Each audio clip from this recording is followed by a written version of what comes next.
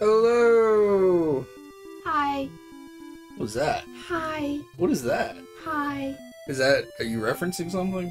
No, I'm just saying it in a weird You're voice. saying it in a weird voice. Oh! I called my mom before we went live this time, so we didn't have that issue again. We may need to bump it down, because we're back to fucking 8-bit nonsense. It's the shrillest noise known to man.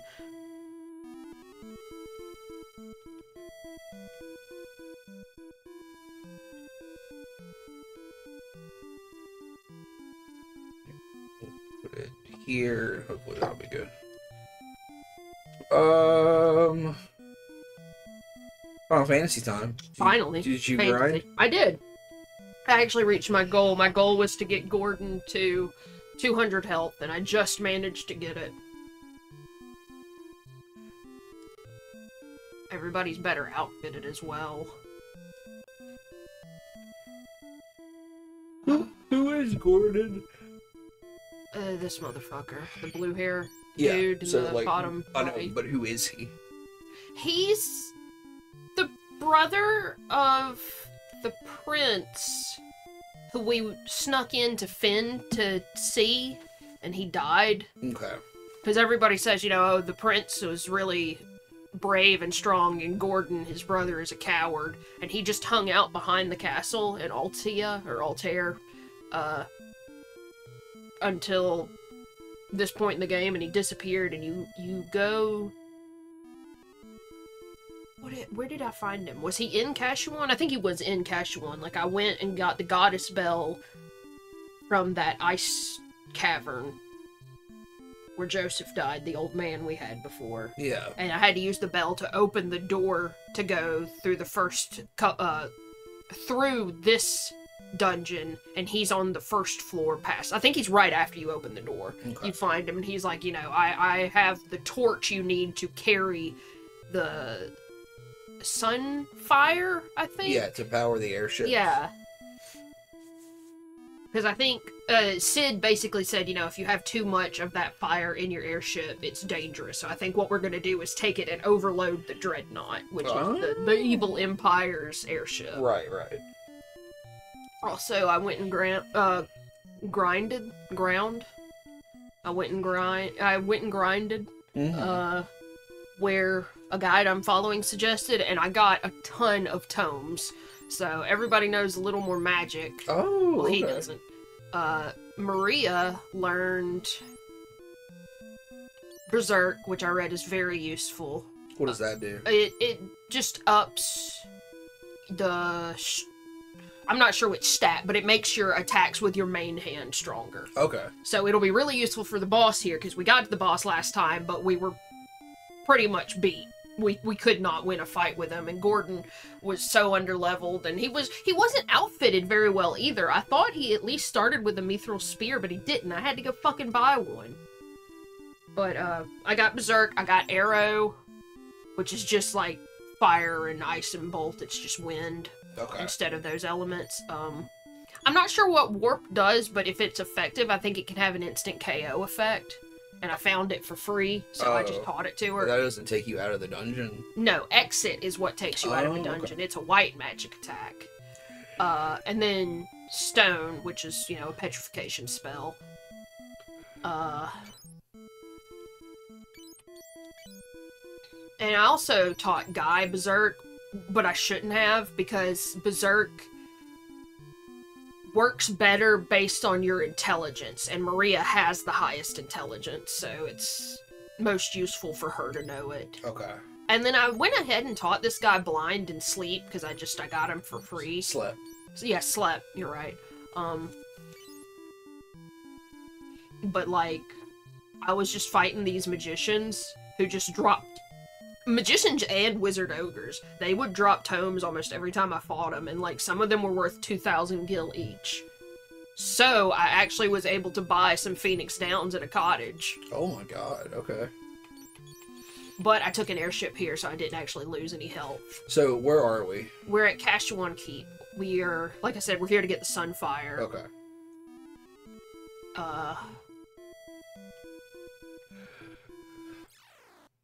And I went through this whole thing, and it was my goal to get back to the boss. But I ran out of time. I was tired of it.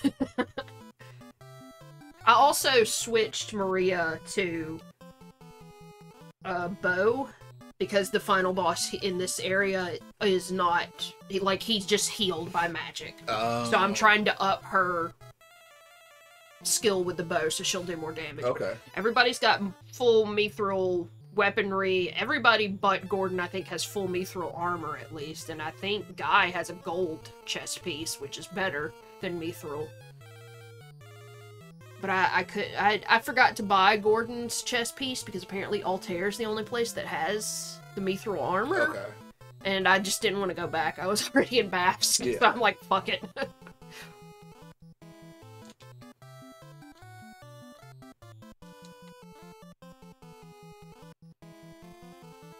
Did you enjoy that ice cream that you just ate? It was very tasty. Was it the salted caramel?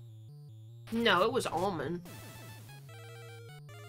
Did it have caramel in it? Yeah, I thought it was salted caramel. It says dark chocolate, almond, sea salt, and nut. I mean, if it has caramel, it's not billing it there. Okay. I don't know. I guess I saw sea salt and I thought it was salted caramel. I don't know. But they're frozen kind bars. So they're like little plant-based. Because we've had kind bars before. Yeah. They're like little fruit, not fruit, but like nut and chocolate, protein-rich bars, I guess. They're just like adult candy bars, basically. Yeah. And yeah, they're supposed to be those meal replacement sort of things you buy, but you're hungry 2 minutes later. They're like a sweet little treat. Yeah. But these are like little ice cream bars. They're so good. No, don't attack him. I was also reading in that guide that there's a glitch where if you like have a character and you pick somebody to attack and then you cancel that and you keep doing that, you can get points for that. Like towards upping whatever weaponry you're using. You could just spam the fight button and Yeah, then go but back. I don't know how fast Okay. it builds. Like that's the issue. Is I've done it a couple of times, like maybe 5 to 10 times, and that character didn't have an up in that particular weapon by the end of the fight, so I don't know how long it would actually take. Because what I was reading was saying, you know, it's feasible, but it's very, very tedious. Yeah.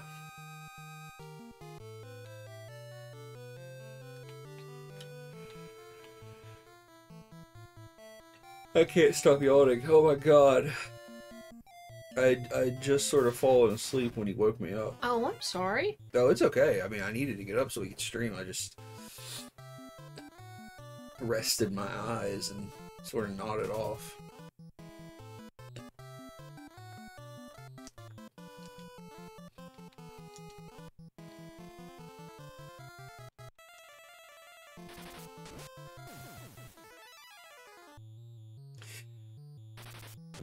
So I think I mentioned last night I started reading Uzumaki because I never read it all. Did the Uzumaki anime come out? I don't know. Wasn't there supposed to be an anime on Netflix? Like, was there a full... I feel like, yeah, there was supposed to be. Let's see. I know I just went through this place, but I can't fucking remember where anything is. So I'm probably gonna wander around for a while. Or, I'm sorry, it was not Netflix, it was Adult Swim that was doing it. Oh, yeah.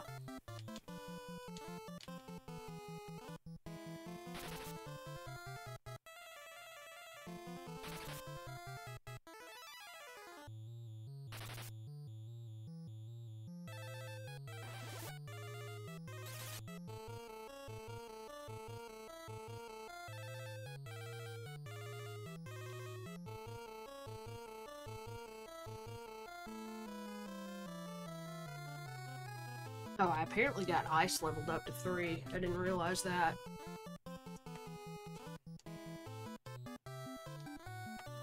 Also, Guy's health went up to the weed number. Oh, hell yeah.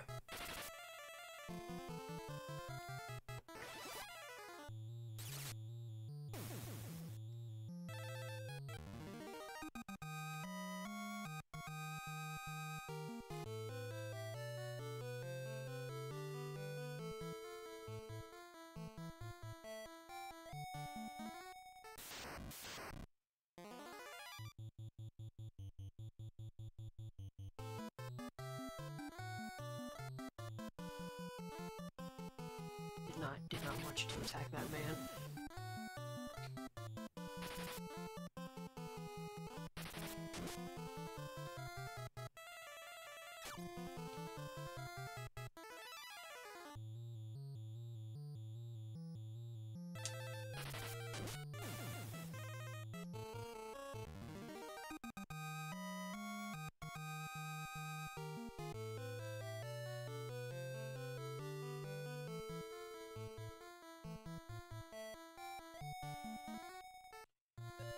It's never come out.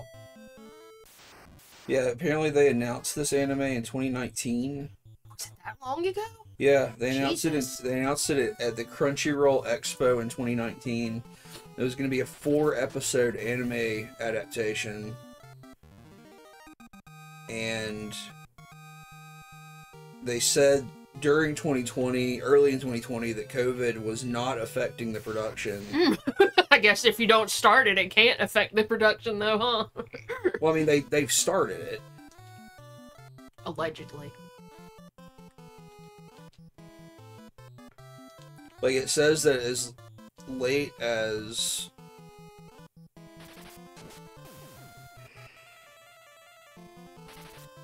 Alright, so in mid-2020, they got as far as the Japanese voice cast starting their recording. And they had teaser videos and everything, but it got delayed in 2021, and then it got delayed in 2022, and it still has not come out. It says in 2023, Ari Aster and Lars Knudson's company Square Peg has been involved in producing the series. Apparently, there's like dissatisfaction with the way it has come out so far.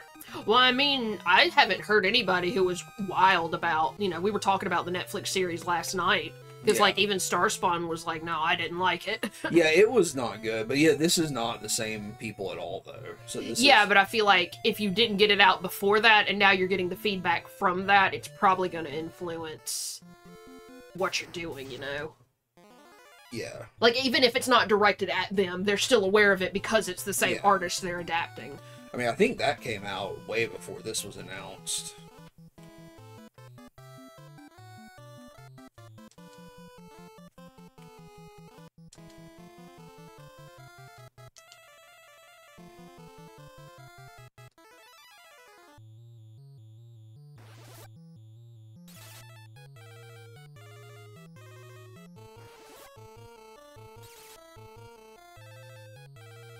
Yeah, the Junji Ito collection came out in 2018. Really? Yeah. My sense of time is fucked. Well, I don't think we saw it until much later. Because, I mean, I'm talking about, like, the Japanese release. Yeah.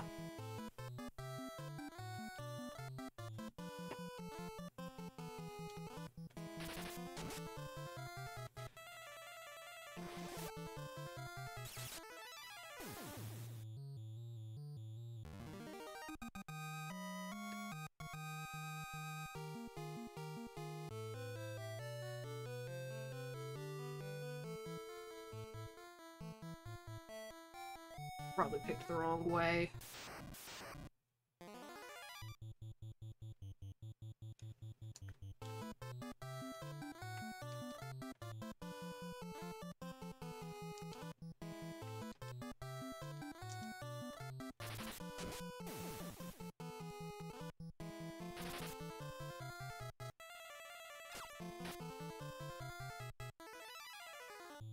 Oh, I had to disable my extensions to log into Twitch on the other browser, so you may want to turn them back on. Yeah, I know you were having trouble with it earlier. Yeah, I was trying to watch Tirith, and every time I tried to log in, it was like, Firefox isn't compatible with Twitch, and I'm like, what the fuck are you talking about? I wanted to watch this video, because it's like the last teaser that was released a couple years ago. So, like, the anime is much more authentic to Junji Ito's style than that Junji Ito collection anime was. Yeah. And it's in black and white, which is pretty interesting. But yeah, I guess they haven't really done much, so I don't know. I don't know if it'll ever come out.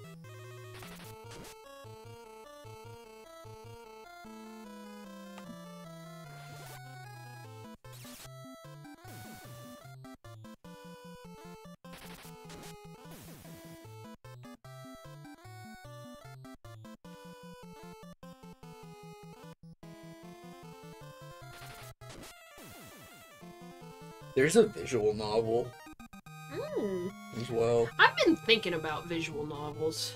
Oh yeah? Yeah, I feel like I should try to play some or something. I don't know about streaming them because it would just be reading. Yeah. And I feel like my interest may gravitate towards stuff that you can't stream. Not solely pornography, but I mean, I know that it's pretty prevalent. Yeah, I mean, like, I feel like the majority of, and I might be wrong, but I feel like the majority of visual novels have pornographic elements. Yeah, even if it's not the focus per se. It's just like a staple of that, not genre, but medium. Medium, yeah. Yeah, I've played through at least one visual novel.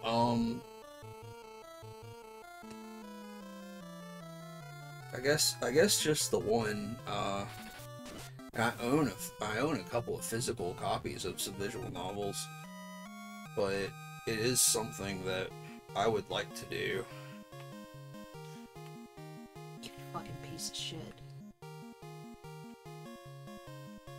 If you ever find one, I'll play it with you if you want. Yeah.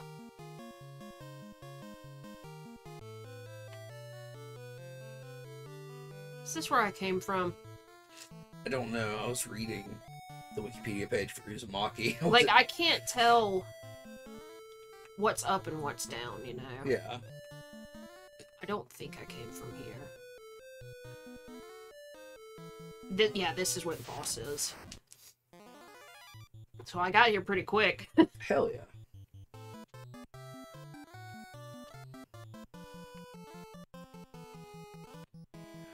We could play Higurashi When They Cry. Mm-hmm. For the rest of our lives. That's how long it would take us to complete that game. Yeah, I think it's 900 hours. I think it can be 900 hours. I don't know that it actually is, like for like a single playthrough.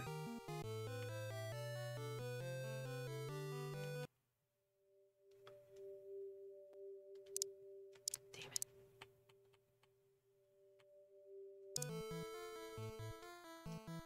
Wait, is this not it? Oh, it's not. I'm an idiot. Oh, It's a different room. I can remember it now.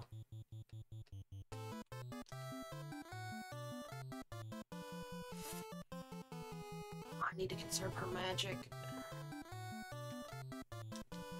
These wizard ogres are pains in the fucking ass. Like, they can cast blind and sleep. I like their, like, bioluminescent arms and shit. Yeah. Or maybe that's just paint. I don't know. They Like, look rad. Yeah, they all look cool.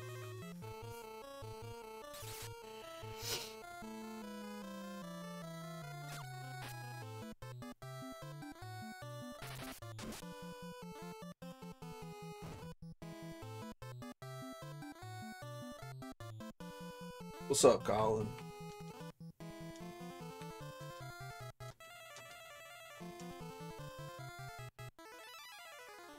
You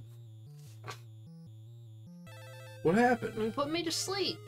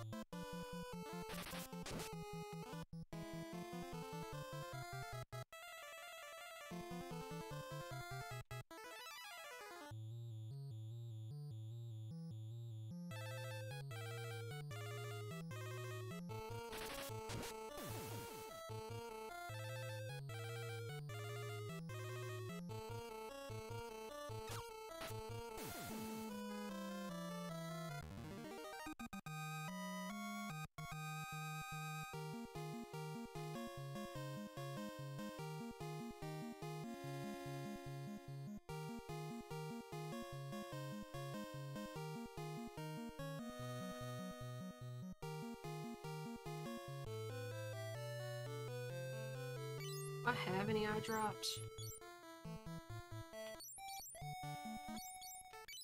I feel like I do.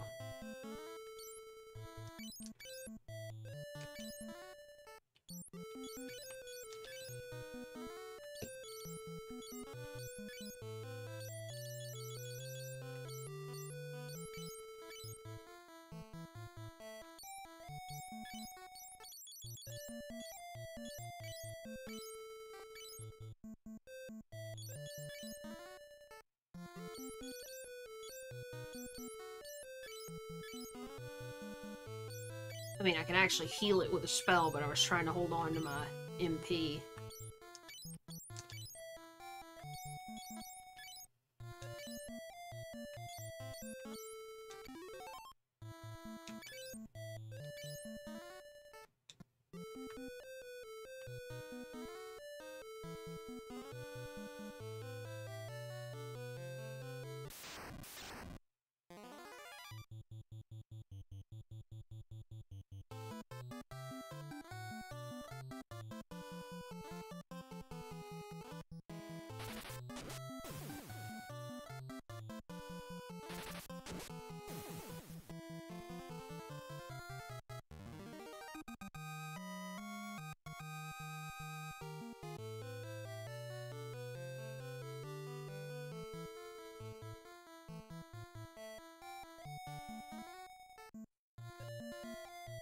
I think this is the boss. Yeah.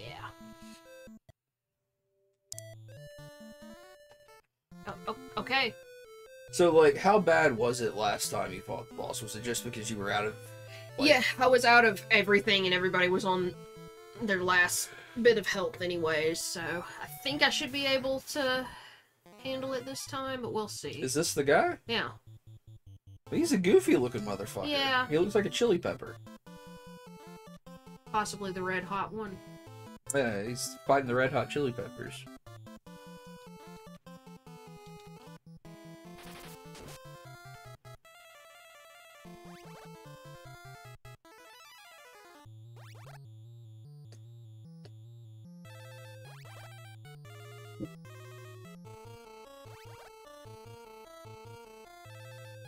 Yeah, the animation for Arrow makes it look like he's just farting on us. Well, he probably is.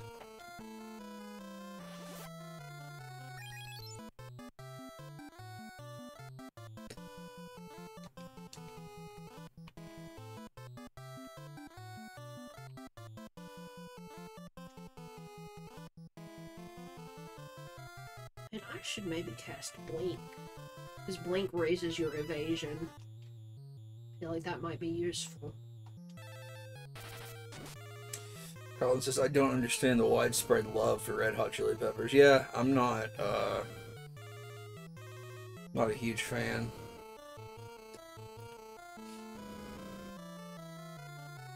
I mean, like, I guess if you grew up in the 90s or early 2000s, like, there might be a couple of songs that you like just because you heard them all the time.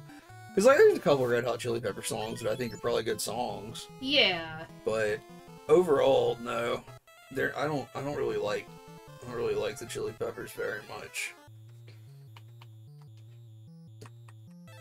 I like to sing the songs because the voice is fun to imitate.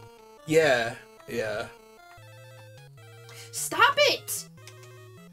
I like the Weird Al Yankovic parody of Red Hot Chili Peppers about the Flintstones. Yeah.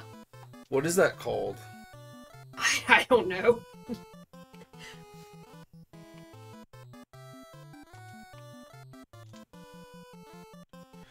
Oh. Colin says his girlfriend loves them, but her music taste can be described as divorce court dad rock soundtrack. Mm. Yeah, I mean, you know. Like, that's definitely one thing about Red Hot Chili Peppers, is they're very, like, surface level radio rock kind of stuff, which, I don't know, like, whatever. You know, people can like what they like, but it's not my cup of tea.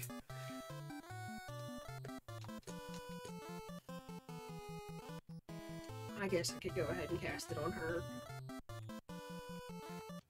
Like, no! the best thing I can say about the Red Hot Chili Peppers is there's a lot of worse bands. Yeah. Their drummer looks like Will Ferrell. Oh! Yeah, he's like him and Will Ferrell look almost exactly alike. It's really funny. And they got Flea. Flea's They kind of got Flea. Flea's kind of cool. The bass player. He's Famous for screaming "Hey Mo" at the top of his lungs. Yeah. They were in that episode of The Simpsons. They couldn't fit all of them in the sound booth. Yeah, he's pretty cool. He does a lot of different stuff. He's real artsy. It's in a lot of bands and stuff as well.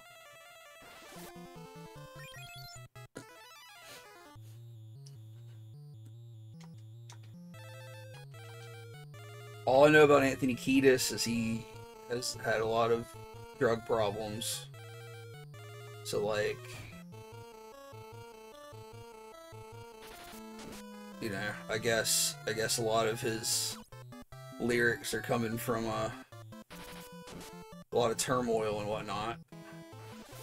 So I'm not gonna, like, call the dude, like, fake or anything, you know. I just don't know much about him beyond all that, though. Yeah, like, it's one of those bands where I've never listened to an album or bought an album, but I know so many of their songs because they were just all playable on the radio. Like, they're kind of like Foo Fighters in that regard. But I find Foo Fighters more engaging, even. I did it. Fuck yeah. So you got the Eagle Torch. Okay, the Eagle Torch is here. Gordon knew the Eagle Torch was here, and that's why he came here to look for it. And this will allow you to carry the sun. The Sun Flame. Yeah, Sun Flame. Unless these motherfuckers kill me.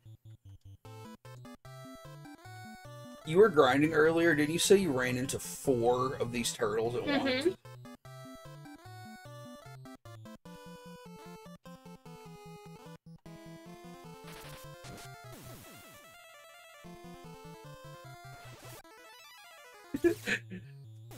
Colin says Tori loves Foo Fighters too. I like Foo Fighters. I mean, I think they're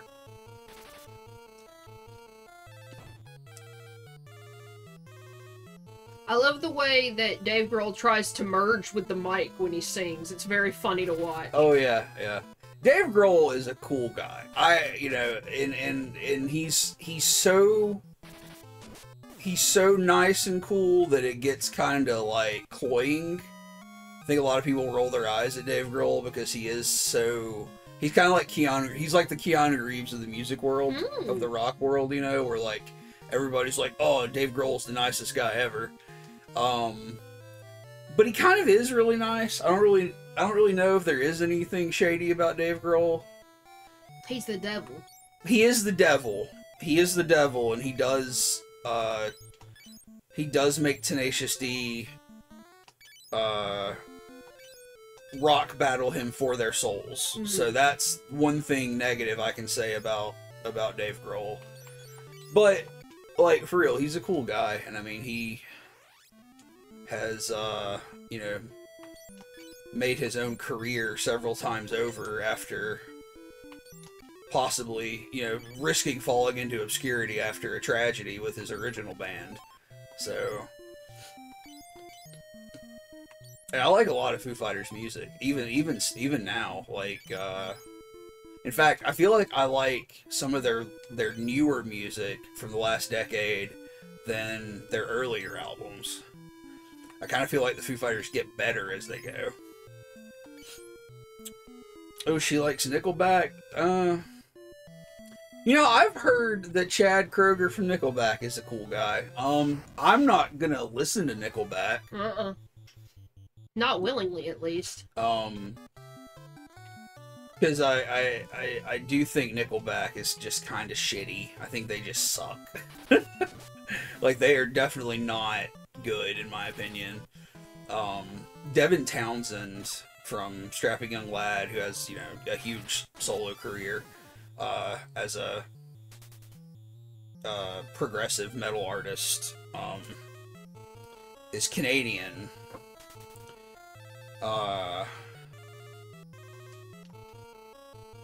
And Chad Kroeger is Canadian, and Chad Kroeger actually has a little part on one of Devin Townsend's last couple albums, the album Empath. Chad Kroeger's on it briefly because, like, they got together and hung out because they were, they're basically just because they're both Canadian, and Chad Kroeger invited him over, and there's a story that Devin Townsend tells, because it was like at a point where he was like thinking about going a little more mainstream, and like he talks about like going and meeting with some music producers who like basically were setting him up to do some like radio rock, you know, formula stuff, like, you know, like I think that Sid's airship just got chased by the fucking dreadnought. yeah, like they were setting him up to like, you know, make music that was like scientifically proven to like make you a lot of money on the radio or whatever. Uh-huh. And Chad Kroger was like, you shouldn't do that. That's what he was like, that's what we do, but that's not really you. Don't do that. Hey Ghost Max, what's up?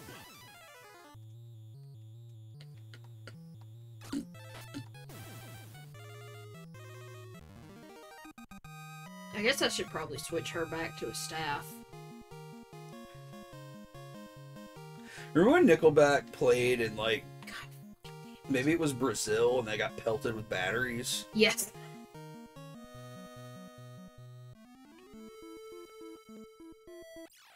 Because they were like, they were getting all these batteries thrown at them, and Chad Kroger's like, alright, you guys, like, he tried to, like, be cool about it. He was like, you guys want to rock or you want us to leave? And everybody was like, leave! And he was like, okay! They just left! Like, that's kind of sad.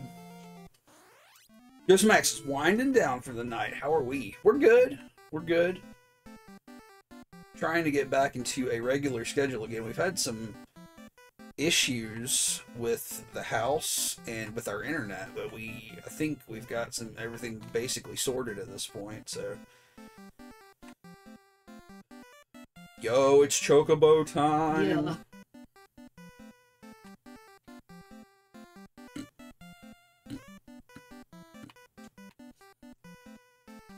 I was trying to see if that was showing up on the map, but I don't know. Like, it looks like they crashed right outside the keep. Oh, they actually crashed? I assumed that's what it was supposed to be telling me. It looked like the dreadnought overtook Sid's ship.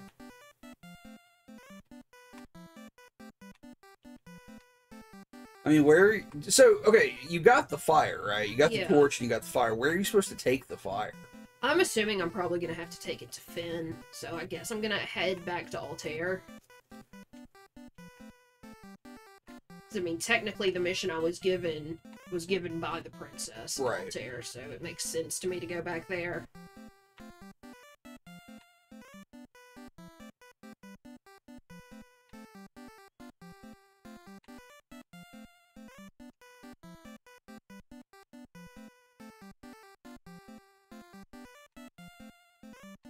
Can you hear this? Can I hear what? Like, in your head, do you hear the tip tip tip tip tip tip tip of the Chocobo running? Yeah. I mean, I hear the, like, what I assume must be the Chocobo theme.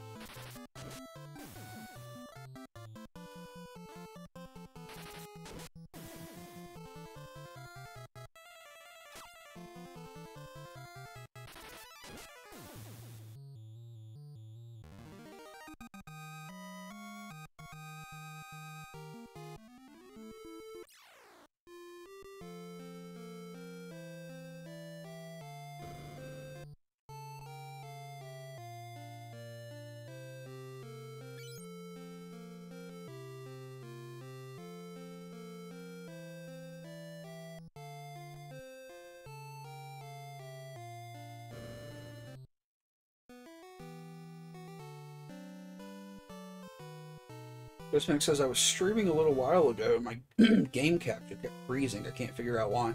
Are you using a capture card or are you just using OBS to stream from your PC? Oh, great. The princess is gone. Where'd she go? She got captured. Oh. Landed north of Finn. Okay. Princess was kidnapped, is on the warship. Okay. Is her dad dead? Oh yeah, wasn't he like lying on his deathbed? Yeah, because Min had to leave our party. Princess wanted to welcome you to Kashuan and boarded the airship, but was abducted by the Empire. Okay, nothing to learn. Using an Elgato HD60S Plus. That's what we had. Ours fucking died. Unfortunately. Okay, so obviously I gotta go to Finn.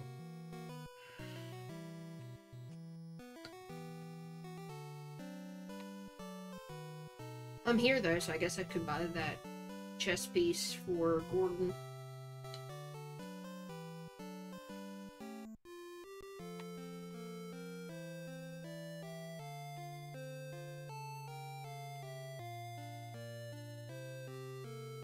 It's magic, it's weaponry.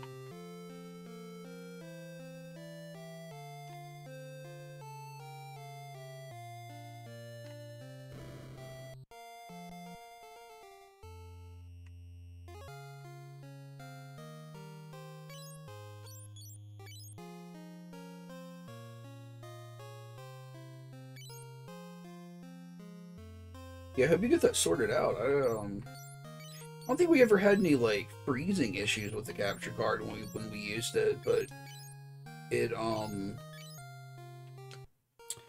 Yeah, I tried to fix a minor problem and bricked it. That's what happened. what was the problem? The problem was that I thought I could fix that audio crackle that we would get every now and then. And some people were saying if you update the firmware, it'll fix it. But there's something weird about the firmware, and like, you can update it, but you fucking shouldn't, apparently. Because it makes this disconnect between the software and the hardware. Yeah. So like it basically rendered it completely useless, and there was nothing we could do to fix it. And I mean, we mailed it in to get it fixed, and they did fix it. Or no, they didn't fix it, they replaced it, but the one they sent us didn't work at all. Yeah, it was just useless. And then my laptop died shortly thereafter. Uh-huh. So we just got the gaming PC. And we had a cheap little capture card we were using. Yeah, we were using that really cheap capture card, and it worked fine for the most part, but it was so cheaply made that it broke. Like, physically broke.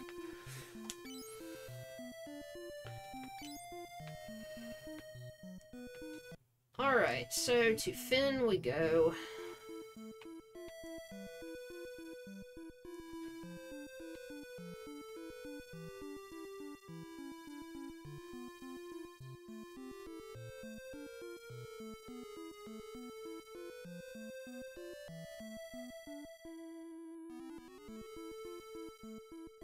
North of Finn, actually. I don't think I need to go into Finn proper.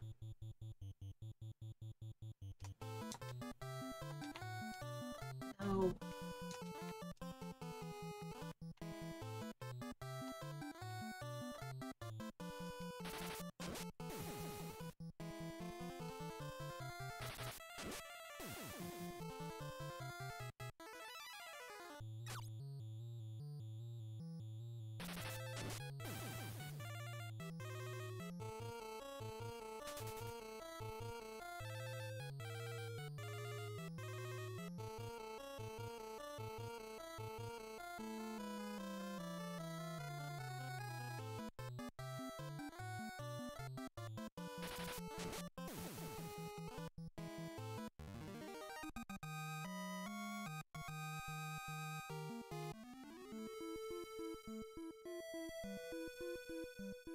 I can't believe they took out all the water encounters. That seems like such a strange decision. Yeah, I don't really understand why they did that. I miss fighting sharks and pirates. Nothing here. Also, there were those fish people. They Yeah. were cute. Love a good fish person.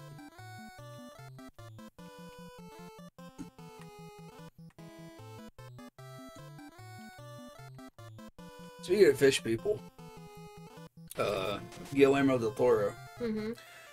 You know, Amanda posted like a thing, like a little quote from him in our Discord earlier, where he was talking about how difficult it is to get movies made because, you know, ideas get rejected and whatnot.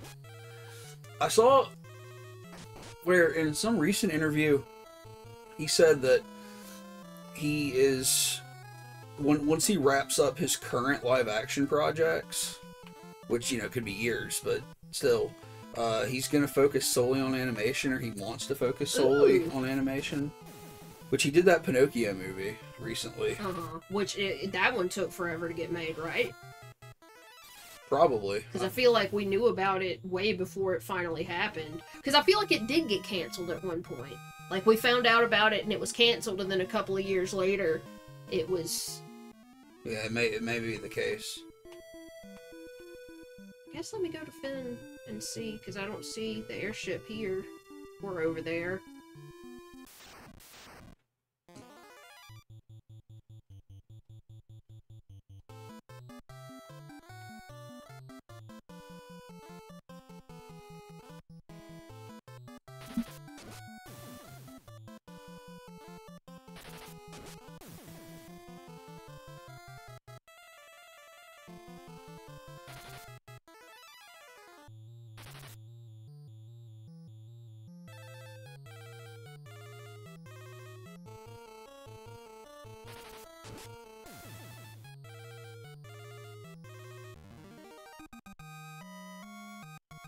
Oh, right. That's the issue. She's in the back, so she can't actually hit anything with her fucking cane. Or staff, or whatever it technically is in this game. This place all looks the same. It's just full of assholes. So yeah, it has to be out there somewhere.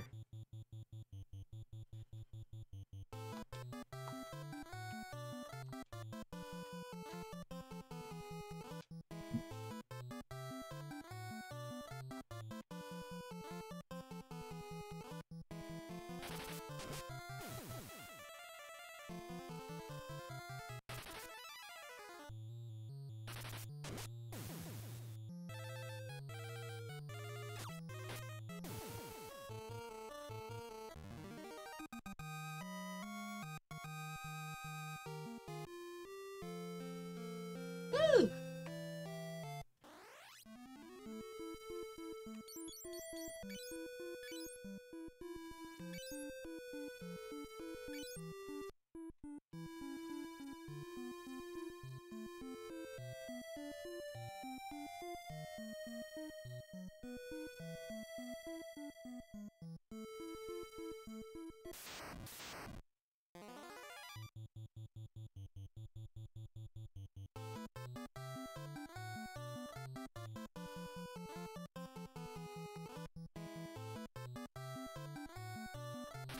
We need to watch the Starfield video that they did. They did like I think a direct that was pretty much solely focused on Starfield. Yeah, David linked to it, but I finally remembered to watch that Dragon's Dogma shit that Starspawn sent. Yeah.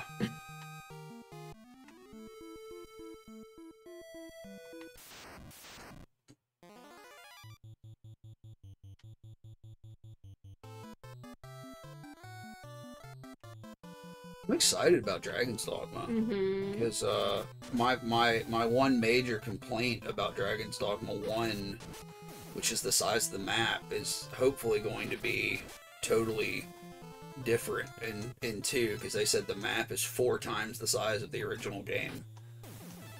So I think that will be like plenty big enough. Speaking of, do you want to stream tomorrow? You said you were thinking about it. I was thinking about it. Do you want to do something? Well, I mean, if you want to stream tomorrow. I might stream Saturday. Okay. Because I did buy Dragon's Dogma because I have a problem. So I was thinking about starting a new file in it and just streaming it for a while. Saturday, after we get home. We got some stuff to do, but come home, chill from that for a little bit, and then maybe stream for a good bit of the night. Yeah, let's do that on Saturday. If you're gonna do that, I can't promise I'll stream tomorrow, but I do want to do some horror demos. So. Well, I mean, if you'd rather swap, I'll stream tomorrow. Well then, no, it's not the day. It's just I can't promise that I'll be able to do it. Okay. But like I don't care what day I do it. You had just mentioned wanting to stream an extra day, and I thought you said Friday, but maybe yeah, I had originally said Friday because I knew we had stuff to do Saturday, so I didn't figure you'd want to stream on Saturday. But yeah, if you want to do Dragon's Dogma Saturday, I might do some horror demos tomorrow because I've downloaded several recently that I want to try out. Oh man, we gotta do the all day Oblivion stream. Did that motherfucker not say north of Finn?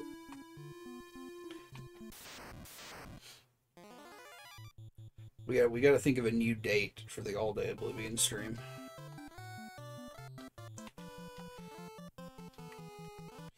You know, we're knocking stuff out this weekend. Mm-hmm. Do you want to try to do Oblivion the following weekend on the 23rd? If you want. That would be fun. I mean, yeah, those are games that are fun. That's why I feel enticed to play Dragon's Dogma, because it's like one of my favorite games ever. Yeah. I really want you to play Dragon's Dogma this weekend, but maybe the following Saturday we can do a very long Oblivion stream where we make a character together and then switch back and forth, completing quests. And of course, I'll do what we did last time. We started a new file where if you want to make the pawn, I'll make the Arisen. Oh, you want me to make the pawn in Dragon's Dogma? Yeah. I would very much like that as well. Alright, so this Saturday we'll do a long-ish Dragon's Dogma stream after we get home. And next Saturday we will try our best for Oblivion stream.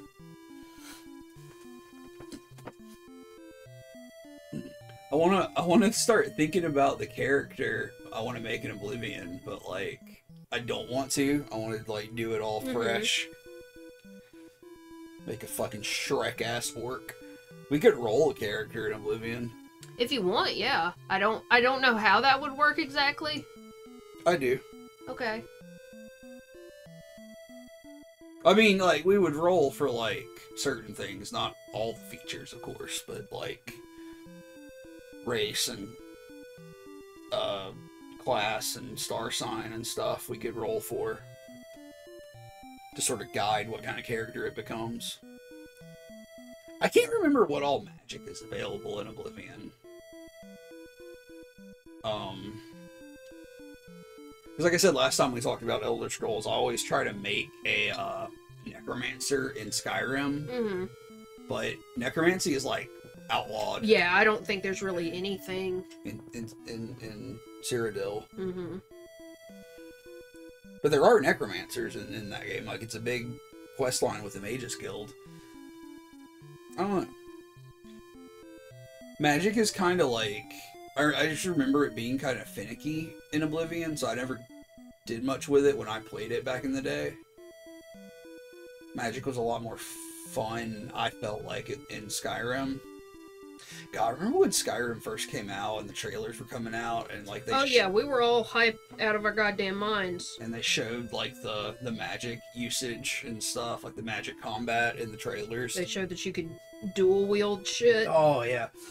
And I mean, to be fair, it's very cool, like the dual wielding mechanics and stuff. Because you can like upgrade spells and cast really powerful versions of them if you dual wield. What are you looking for? I was trying to figure out where this airship is supposed to be, and it says it's northwest of Finn, so I guess I just haven't found it yet.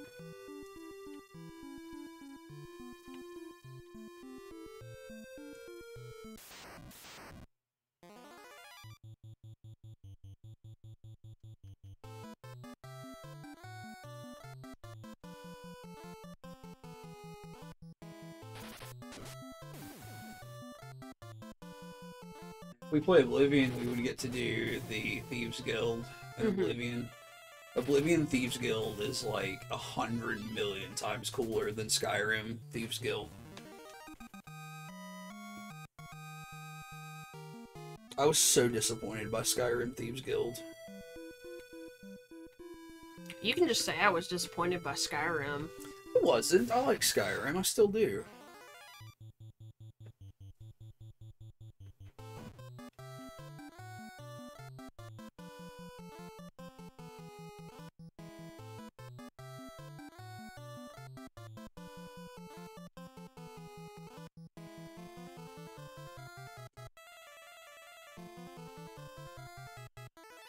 Oblivion just has a whole lot going for it, you know? Yeah. It's got a really cool setting. Skyrim's got a cool setting, but Oblivion's got a very nice setting. It's got decent DLC.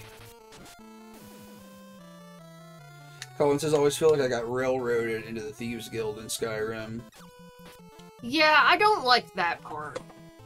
Like, the minute you walk into town, you're part of that little scheme that... Yeah. What's his fuck has got going. Yeah, like, you can't ignore it at all.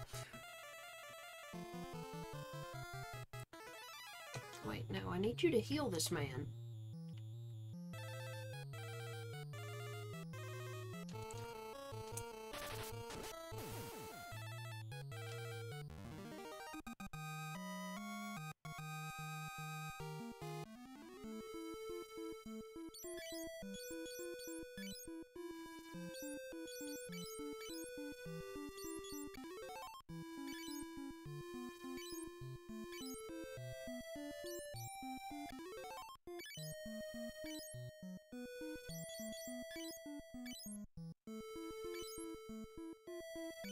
Am I blanking on a guild? Because there's Fighters Guild, Thieves Guild, Mages Guild. Is that it? That's all I can remember. Okay.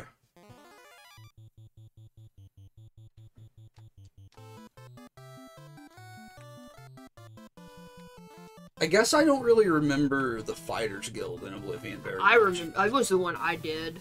Because, like, Thieves Guild is the Gray Fox story. And the Mages Guild is you are combating the Necromancers. You're combating Manmarco, the King of Worms. Mm-hmm.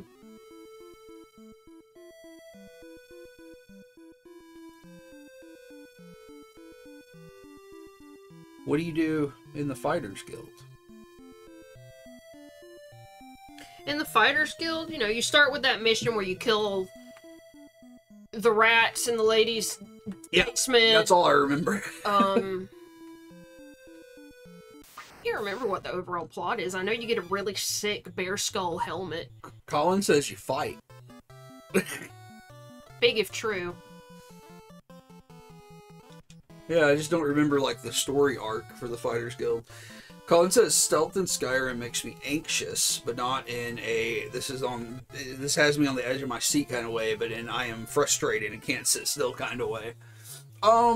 My most leveled character was a thief, so, like, I solely snuck around using bows and shit.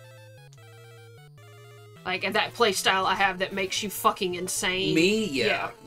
It's very tedious to watch. But... Okay, but when I get 15 times damage on a bow hit when they don't see me, what is the fucking point of running up on them with blades that I don't have leveled up? I might as well just go run around doing loops in the fucking dungeon until they forget I exist. It breaks the immersion, in my opinion. And it takes too long.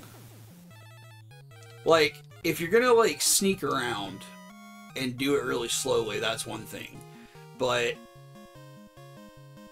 to, like, literally run laps through the dungeon, like, kill a guy, or not even kill a guy sometimes, damage a guy, and then hide for 15 minutes, then damage him again, hide for 15 minutes, kill that guy, hide for 15... Like... To me, it just breaks, like the realism of the combat, where it's like you're sneaking around and doing as much as you can, but if you get caught, you get caught, and then you have to, like, rely on a backup plan, which is, you know, more standard combat. I don't know, like, it just to me, I wouldn't want to play that way. My backup plan was I was a werewolf. And that's cool. Yeah, that's what I'm saying. Like, okay, like Which that... I had to do that once, because it's like part of that Markarth mission, you know, that long-ass Markarth mission, and they basically lock you in a room, and you're supposed to kill a dude, and, like, you can't leave. You have to kill that dude to finish that mission. Right. And I was a thief, you know? I was fucking... I had no armor. Right. My fists were useless, so I just had to fucking wolf out. Yeah. And, like, I think that's cool. It's like, you know, I think that's a really interesting method, is like, I'm sneaking around, and then on the off chance that my honed thief skills fail me, then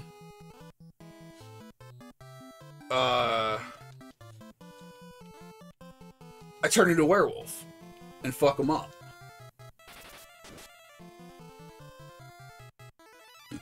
Oh, you know what I'm thinking of? It's not a third guild. It's the arena Oh, yeah, the arena. in Oblivion. Yeah, because there's a whole story with that. So, like, in Oblivion, you can join the arena as an arena fighter, and there's a huge story arc there, and it's really fun. Mm-hmm. And when I did that story arc, I was also afflicted with vampirism on my original Oblivion file. It's a lot of fun. It was a lot of fun.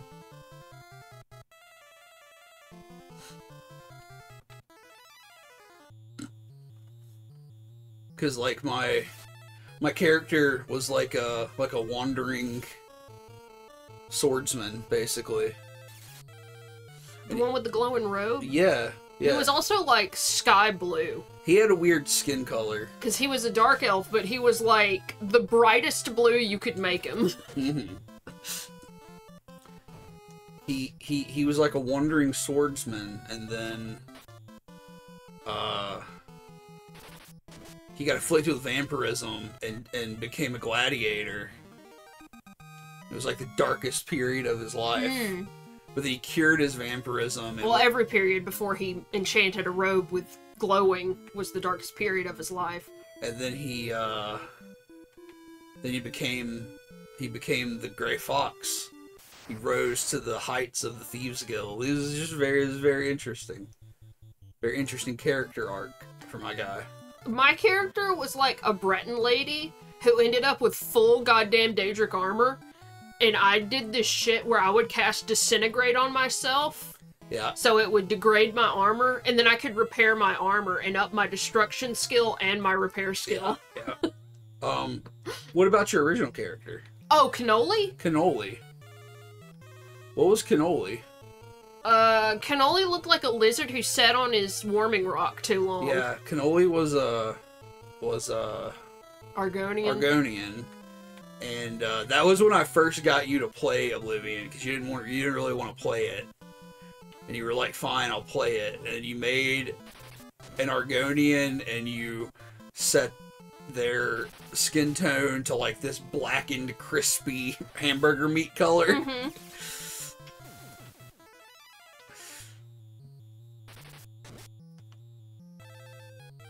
Have I ever played Mount and Blade Warband? No. We've talked about that before, because I always thought Mount and Blade was like a big multiplayer game, but it's not. What about Mortal, the Oblivion killer? Yeah. Nick, are you the lusty Argonian maid? Yes, I am, in fact. I am, Lady... What is her name? Lady Lifts Her Tail?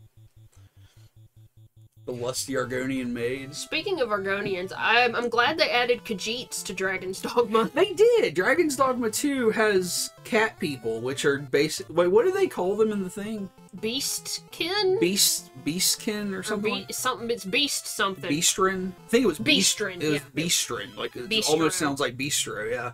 But they're just Khajiits. Like, they look just like the Khajiits in Skyrim. I really think it's very cowardly that they got rid of the digitigrade legs that Khajiits used to have in Morrowind. Yeah, in Morrowind, Khajiits had the backwards legs like a cat, and they got rid of those. Probably because they realized they animated it goofy as fuck. Yeah. It's kind of like that character from Titan AE we were talking about, Janine Garofalo's character in Titan AE with the big weird legs.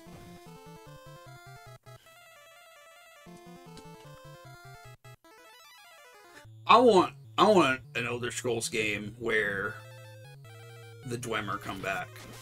I want to play as a fucking dwarf. Have they done that in online yet? I feel like it's something, because everybody complains about how badly they bork the lore in that game.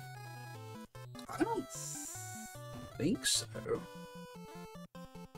Yeah, no, they're so long extinct that, like, even in ESO, yeah, they're not around. Well, I mean, dragons shouldn't have been technically, I think, but there are dragons in that.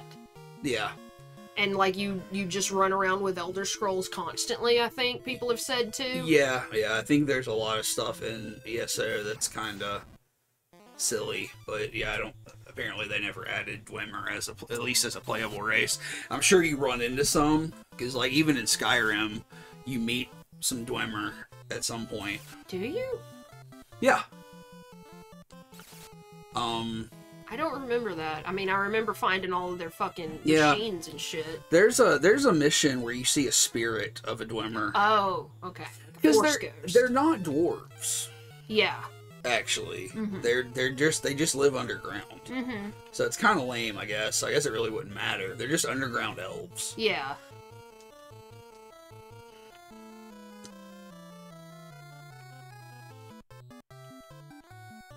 So I take that back. I don't want to play as a Dwemer. I want to play as the Slug people. The Slug people? Yeah, there's, let's see. Elder Scroll, I can't remember what they're called. Slug people. Elder Scroll Slug people. The Slodes. Oh, hell yes. Yeah. The Slodes, also referred to as Slugmen, are an amphibious slug-like bestial race native to the Isles of Thrass in the Abyssinian Sea. Well known for their mastery of necromancy, they are arguably the most hated race among the people of Tamriel.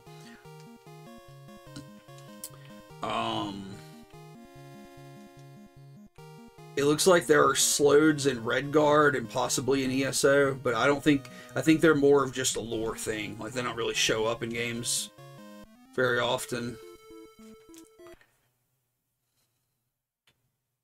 Where the fuck am I? But yeah, I want to play as a I'm on, like, the Bering Strait. Yeah? Oh, this map. Yeah, I hate the map in this game.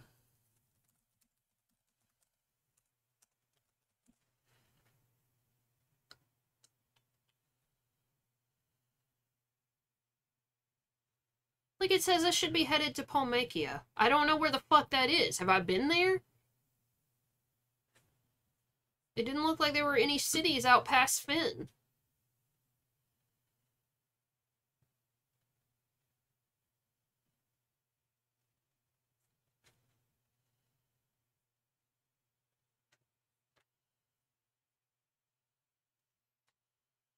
I'm sorry, I gotta look this up again. I'm not gonna run across this whole thing if it's not necessary.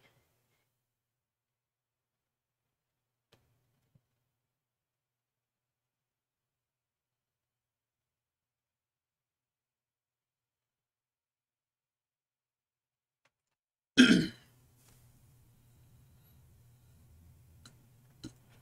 want to head northwest from Fynn towards Palamecia.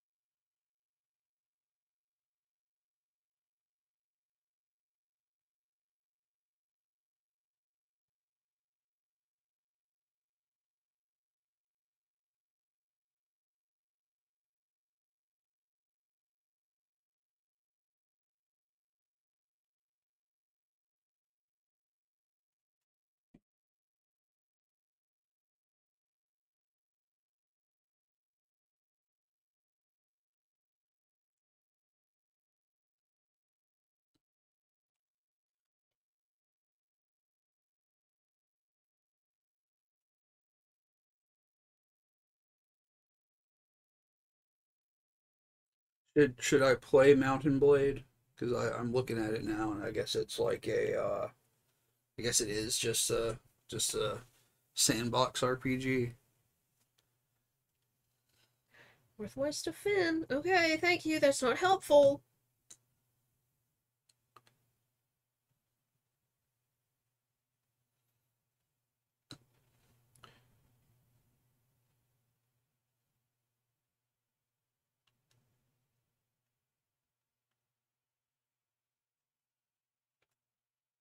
I'm gonna look into Mountain Blade.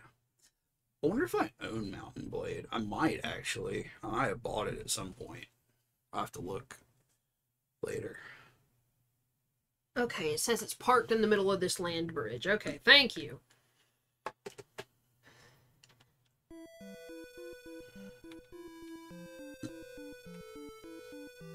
If I had walked 2 more fucking steps. Oh, it was right there. So is this the crashed ship? No, this is the Dreadnought. Oh, okay. It's like they overtook Sid's ship and they have captured the princess. Okay. Let's see if I can handle this, because everything says this is going to be a really difficult dungeon.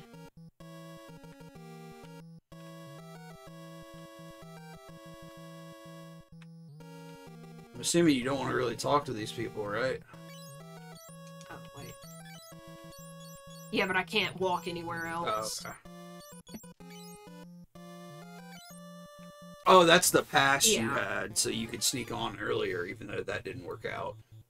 New rat just dropped. Fucking new rat just dropped, bro. These rats are hilarious. Made of cheese. They do look like they're made of cheese.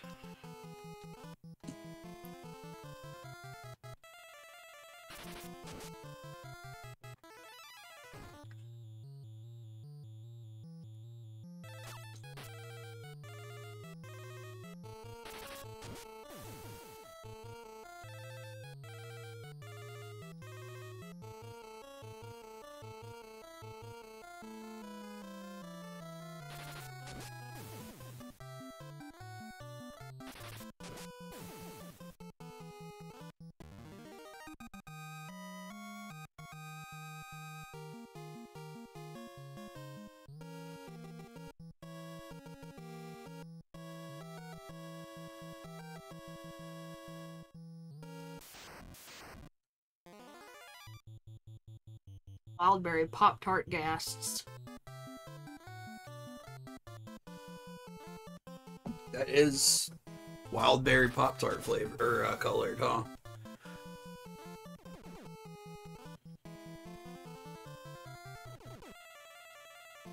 Fuck you.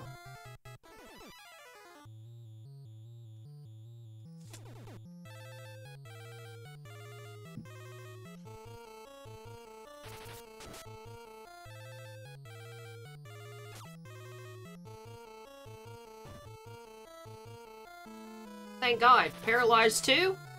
Paralyze 2.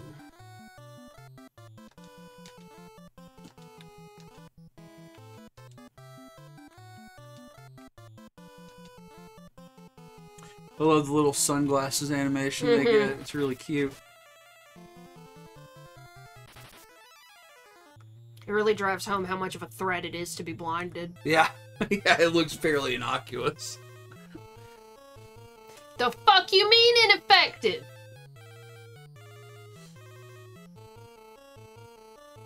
What was ineffective? Healing? Mm-hmm. What the fuck?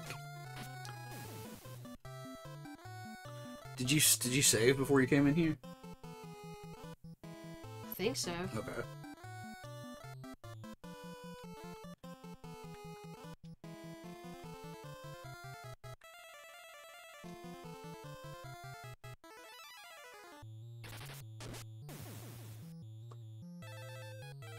I wish we had a little MIDI of I wear my sunglasses at night to play when they get blinded. Mm-hmm.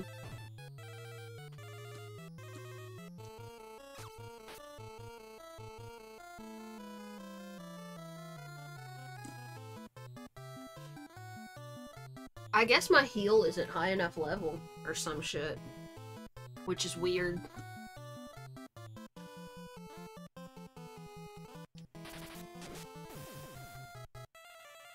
Because heal does get rid of dark. I've done it before.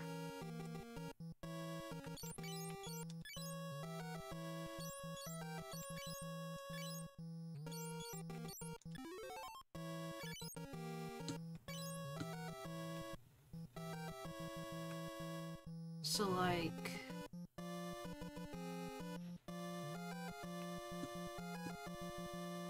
Can I pass this shit? Okay, yeah, they're cool. They're cool.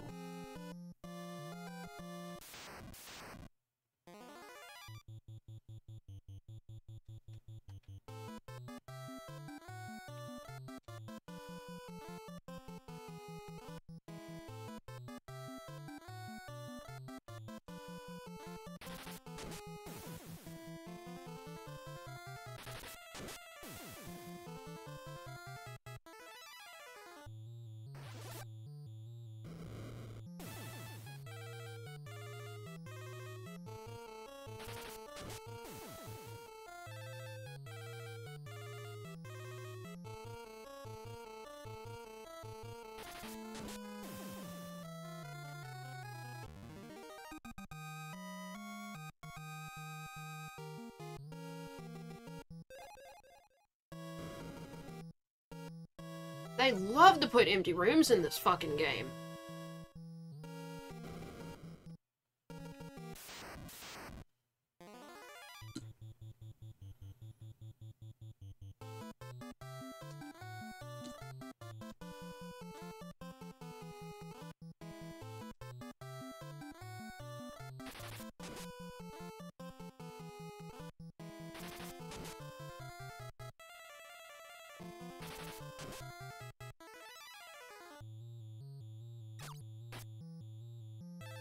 That's a lot of health, huh? What happened? Just, these are... I just read that these are dangerous enemies. There are pipes in the background. Uh-huh. What's running through those pipes? Sunflame. Soup. Soup pipes. Soup pipes. Pipe the soup into the cafeteria. Remember how you had to blow up a diner in I Have No Mouth? Yes. I was just thinking about it, because you're in an airship at one point in that dude's story. Yeah. What a game. Mm-hmm.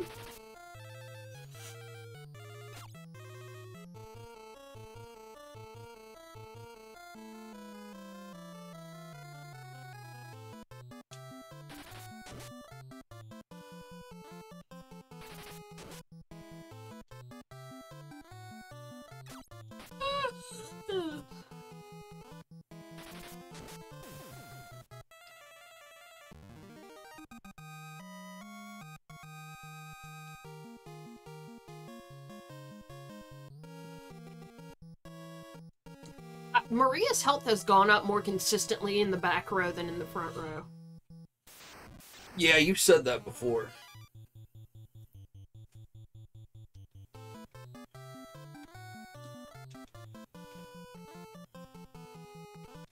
I also read that you probably will have to make multiple runs of this dungeon, like leave and come back, which sucks. Hate having to do that.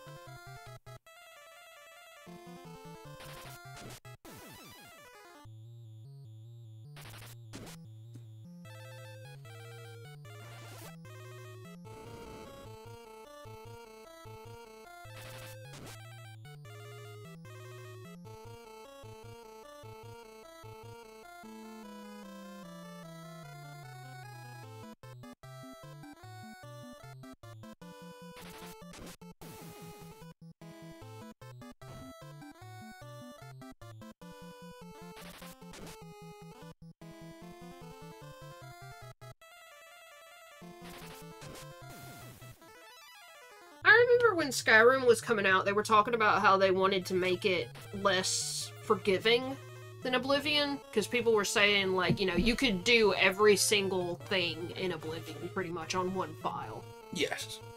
But you could do that in Skyrim too.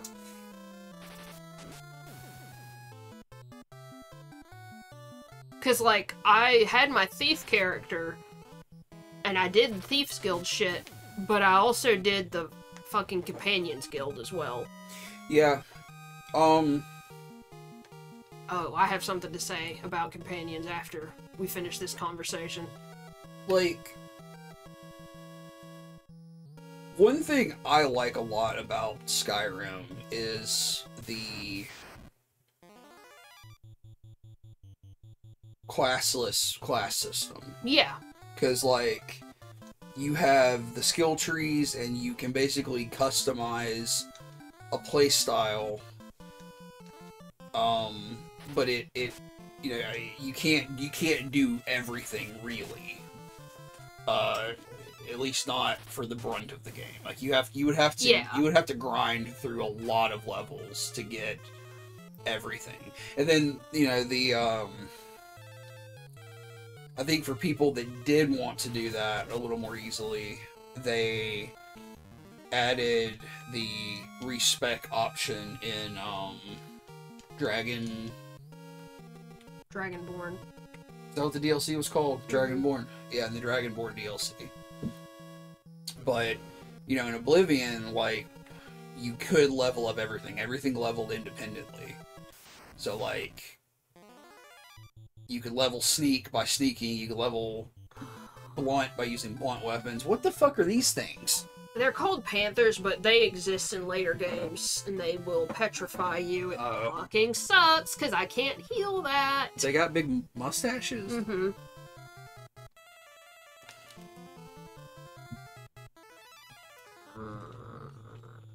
Magic resistant, probably.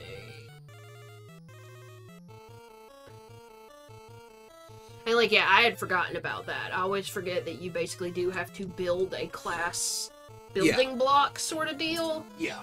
In Oblivion, and yeah, like, you know, no, in Oblivion. You have to do that star sign shit, and you have to build a little, like, you can make a custom class, but still, before you even get to really get into the gameplay, you have to decide what you want to play as. But all that does is boost your initial skills. Yeah, like, I know it doesn't lock you in, but I do like you said, the classless class system, where you can choose to do whatever. But that's what I'm saying is you can't choose to do whatever. You can choose to do specific things. Whereas in Oblivion, you can easily level up everything because it all levels independently. But in Skyrim, you have to like magic doesn't level up in Skyrim just by using magic. You have to assign the skill points to it. So every time you assign a skill point, you're choosing this thing versus something else. Like it limits what you can do, right? Okay, I mean, I'm talking more about, like, you get to play for a little bit and go, oh, I like using magic, and you can decide to invest in magic. Right.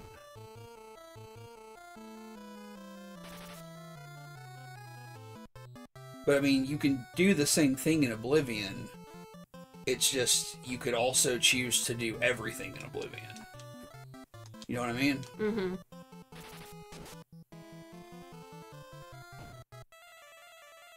Because like, I feel like in Oblivion, your character becomes, like, incredibly strong.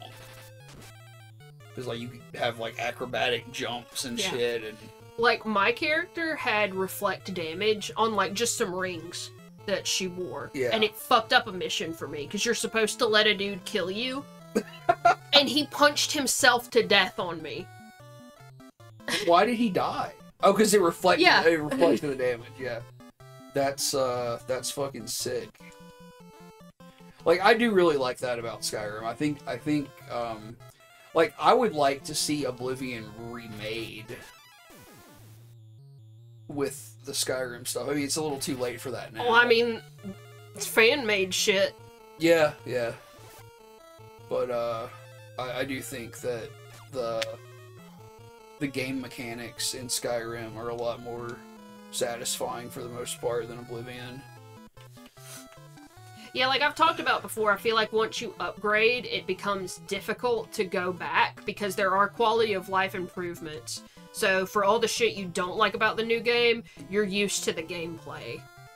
Yeah, like I've gone back and played Oblivion at least one time, and it's dated for sure.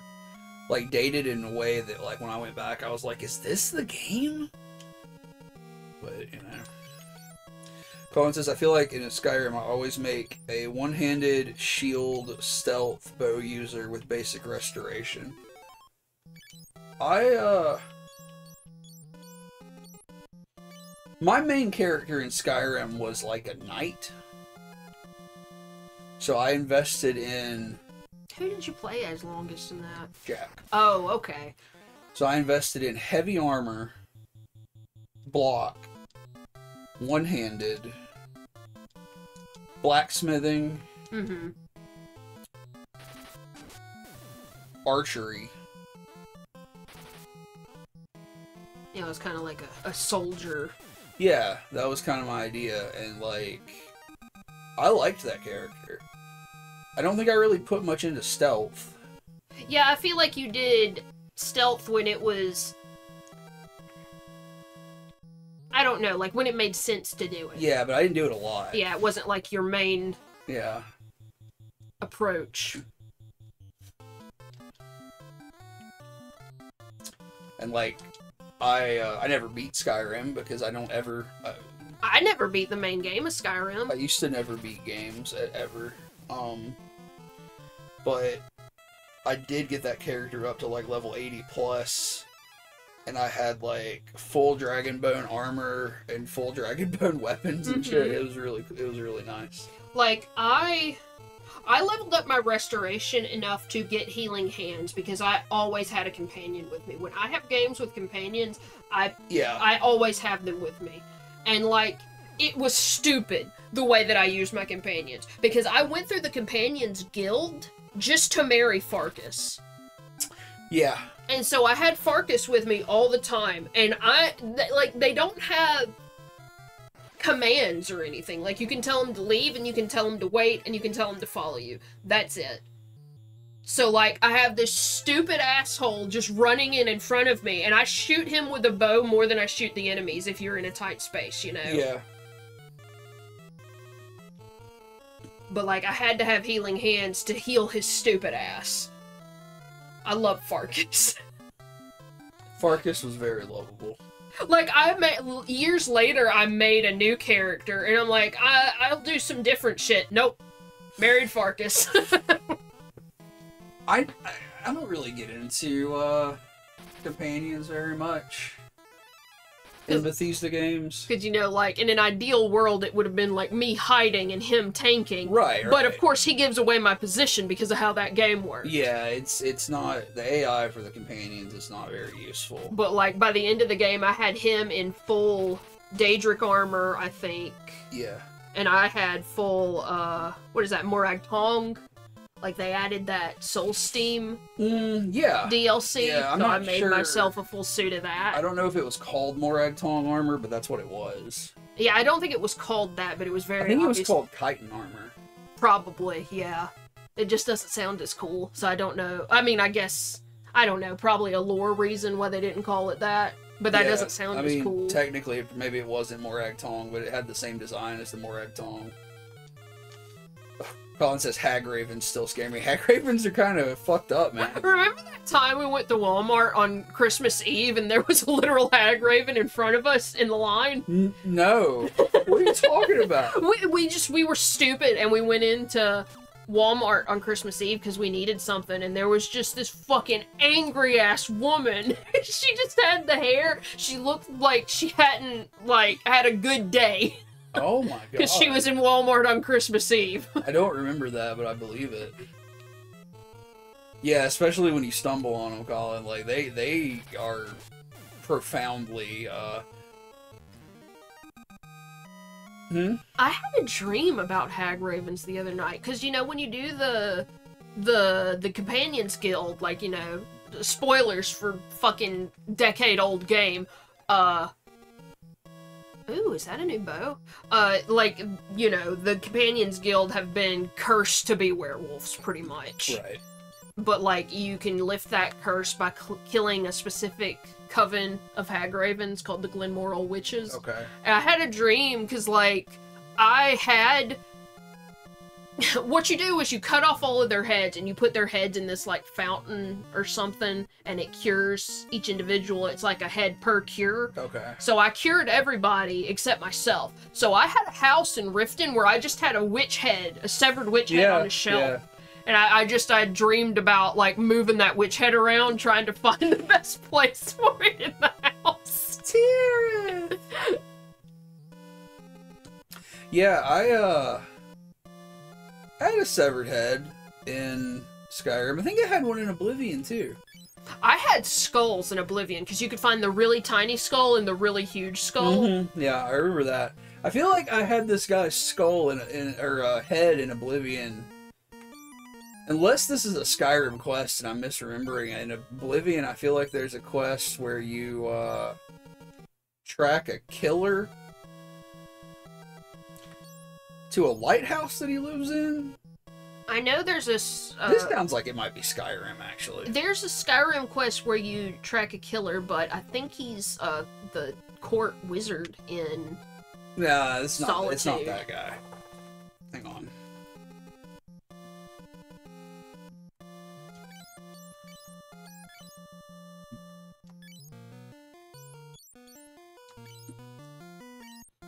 This is a bow called Blind, so I hope it works and actually inflicts blind on enemies she hits. That would be fucking sick. Let's just shh. But speaking of companions, I saw some information on Avowed the other day. So Avowed is the first-person RPG that's set in the same world as Pillars of Eternity. Yes. What'd you see? That they don't want it to be... Because, like, I think when they first started developing it, it was supposed to... Like, they literally said it was like their Skyrim. Okay. But then they decided they didn't want it to be that big. They'd rather have more content than just big open spaces, you know? Okay. So they want to focus on the companions and how progressing their story affects the world. Which sounds like fun to me. The companions and Pillars fucking rule. Yeah. I mean, they'll make new people for this, obviously, but... Fuck, if you can play as a fucking Orlin, which is like the halfling equivalent in that world, that's what I'm gonna be. That's sick. Oh, but the godlikes are so fucking cool. Yeah. That's what I played as. It's so difficult to choose. Okay, this was in Oblivion because it's I think the Assassin's Guild. That's it. The Assassin's Guild. Yeah, you're right. That's the fourth guild. The Get that Assassin's man's Guild. dick chopped off. So yeah, the big story arc in Oblivion is the Assassin's Guild, the Lucien LeChance, and there's a traitor and whatnot. But I think what it is there's this guy who is basically like he's infiltrated the Assassin's Guild and he's killing everyone off for revenge because Lucien LeChance killed his mother. And toward the end of I think at the end of the quest line, when you find his hideout, he has his mother's severed head, much like Friday the 13th. Yeah, much like Jason Voorhees. And I kept her head. I mean, why wouldn't you? Yeah, I had it in I believe in my house in Skingrad. On a shelf. What's up?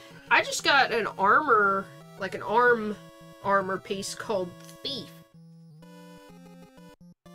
Does that actually work? That's not weapons, it's armor. How you doing, Tirith?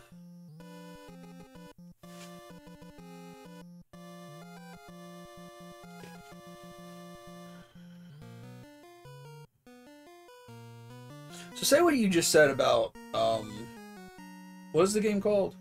Avowed. Avowed. You said the game is going to be less about your character and more about the companions. I think it's less about the world is the way...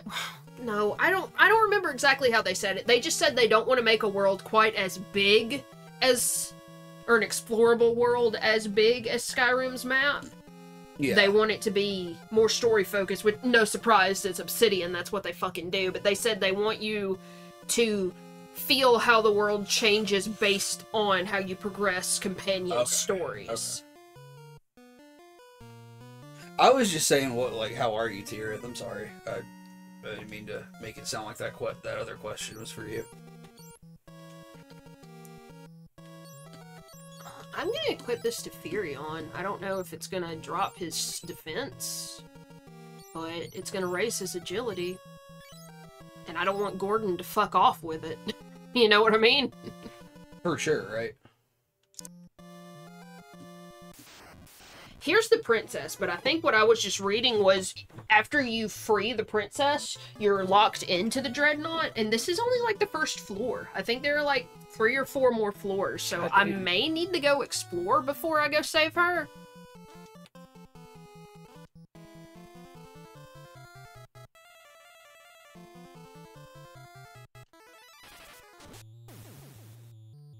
Tirith is working, but very hungry.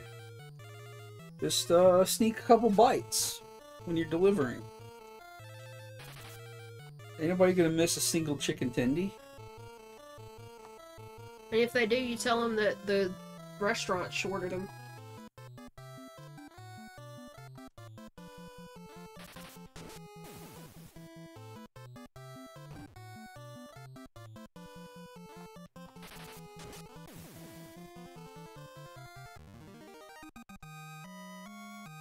Also, I was looking into modding Dragon's Dogma, because I thought it would be nice to just... Oh, I can't get to her anyways, I think. That's a door.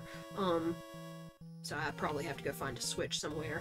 Like, it would just be nice to have some graphical mods, maybe, to make it look a little nicer. Dick mods. Yeah, dick mods. I really want dicks just flopping around in Dragon's Dogma. Did you find any mods though? I did, but I mean, I don't know how I'd go about doing it. Because it's a Steam install, but it's not via the workshop. You would be modding it, and that's the only way I've ever modded a Steam game. Like, I'm sure it's doable, I've never done it.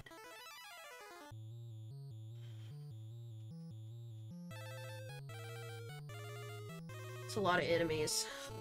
It's a lot, yeah. And they've blinded me. Oh no, I shouldn't waste that on you to get a lower level than these other guys. You know what kind of character you're gonna make in Dragon's Dogma? Yeah, I was talking about making a Mystic Knight, so I Mystic think Knight. I'll probably do that in this. I'm thinking of Big Goth Himbo. Big Goth Himbo Mystic Knight. I agree with this.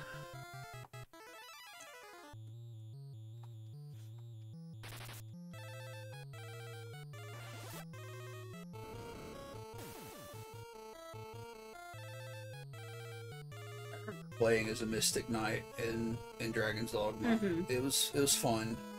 Because I remember specifically I had a spell I could cast that created like an electric field all around me, and any enemies that surrounded me in that field would get electrocuted, but it would shoot them up in the air.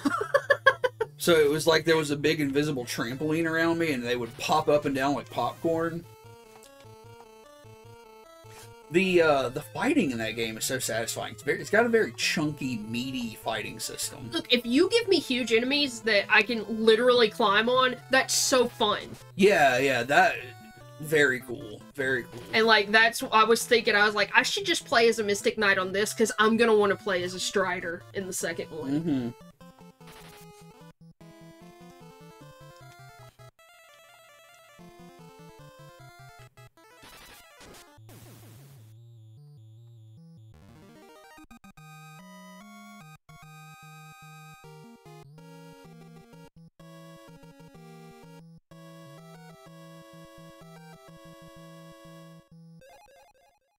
Oh wow, a potion. Wow, a potion. I wonder if it'll ever give you an X potion for free, or if you have to buy all. I forgot to heal everybody's fucking dark. God damn it. What is that? Just a slightly stronger potion? If it works the way it works in every other game, it's a full heal. Oh, okay.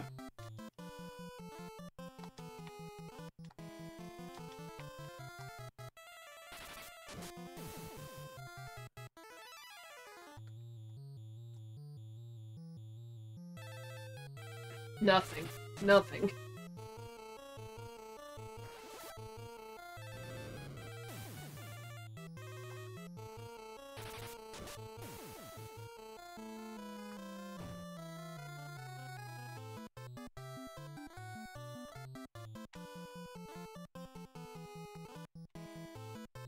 Big Goth Himbo is the same syllables as Tombstone Shadow, which is one of my favorite CCR songs. I can hear it. Big Goth Himbo! Big Goth Himbo. One of the NPCs in our Dungeons and Dragons campaign was a Big Goth Himbo. I love him. What was his name? Gasteroth. Gasteroth. He was the blacksmith in Waterdeep. I unintentionally cursed him. What? How'd you curse him? I brought him that big chunk of some dark artifact, and I'm like, make me a weapon out of this. And he cut himself on it. You're right. Because, like, we were gearing up to try to go... Like, we took him to another wizard who was a shopkeeper to see what the fuck was wrong with him. Or we took... Yeah. No, we brought the shopkeeper to him. And the shopkeeper's like, his soul's in another plane. And we're like, oh, fuck. We need weapons, though. Yeah, we did a Halloween quest one year. And part of that was you guys got some you got part of a stone that was like part of a portal to one of the other planes. I can't remember what plane it went to, but you wanted a weapon made out of it, and yeah, it infected him with some shit. You had to go get that Wilford Brimley looking wizard to try to help him. What was his name? I made these characters. I can't remember their names. I can't remember his name either. I just love to get... I like all of them except for the one who... I remember the name of his shop. The Gentlemen Prefer Wands. Yeah, Yeah, I can't... Yeah, he was like a snooty wizard. Yeah. But yeah, he... What? We were pissed off at him because, like, my character and Amanda's character went into the shop and we were trying to squeeze information out of him, and Amanda's character's just like, fuck this, Zone of Truth. Yeah, he admitted that this was also a sex shop. Yeah. Yeah, he, I think he talked about making magic cock rings.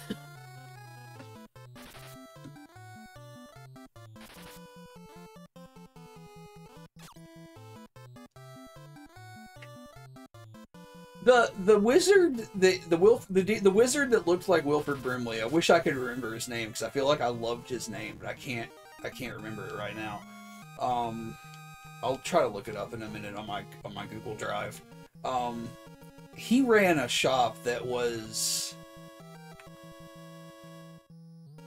Did he run a shop called the Philosopher's Loan? Yes. Because it was an adventuring finance shop. So he would loan you money. Yeah. For adventuring purposes. And I remember that we went in there just to get information from him for something. And like he didn't charge us, but then as you walk out you have to pass a check or you donate money to him. Yeah. And all of us failed. Yeah, his shop was enchanted, so like you can go in for free, but if you fail a check on the way out, you inadvertently donate money. Mm-hmm. We can look it up on here. We can show off my art. I'm still really proud of those portraits. Just take a quick break. You want to, yeah, let me get out of this fight. I gotta find it.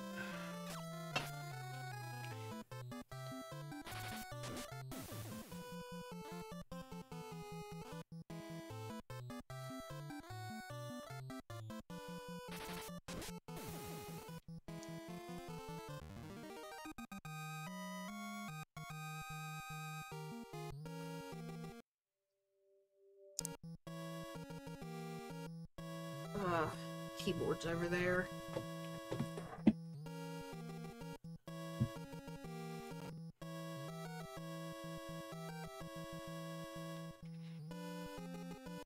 Yeah, what would be a good screen for this? What do you mean? Because I feel like all this visual information is going to be... Just let me find it first. I don't know. I'm going to run to the bathroom real quick while you're looking for it. You need anything while I'm up? No, I'll mute the mic. Okay.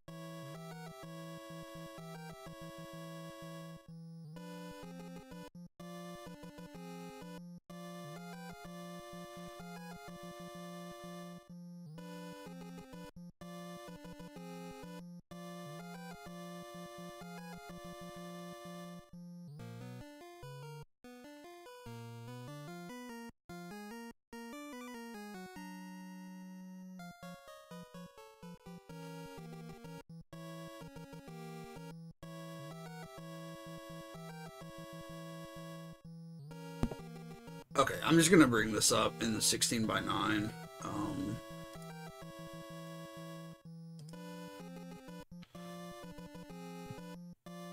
Yeah, it'll be... For the pictures, it's the one Yeah. labeled 2PO.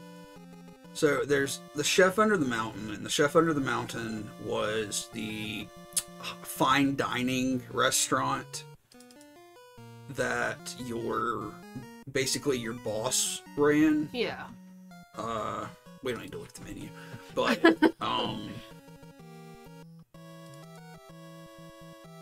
she was a tiefling who was a chef. Her name's Ariadoris. My character should have flirted with her more. I have this little patch right here, which is the logo for the Chef Under the Mountain. I have that on my Dungeons and Dragons battle vest. Because I made it. Yeah. Flesh Wound was the name of the blacksmith, the weapon shop, and it was run by Big Goth Himbo Gasteroth, who I guess wears fishnets and mesh tank tops. Mm-hmm. Why would he not? Yeah, he's got like snake bites. Uh-huh. Oh, we can zoom in here. Yeah. I had a few variations of this too, with different tops. But I don't know that they're here. I don't think they are. Yeah. That's the old one. Yeah. Forgotten Helms was the discount armor shop that was run by Aristro, Yeah, it's that one. who is a wood elf, I think, right? Isn't she?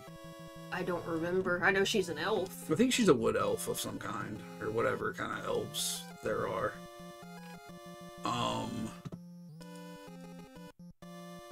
Alright, gentlemen prefer wands. This one I'm not as proud of. Is the magic shop, and it was run by Droulette.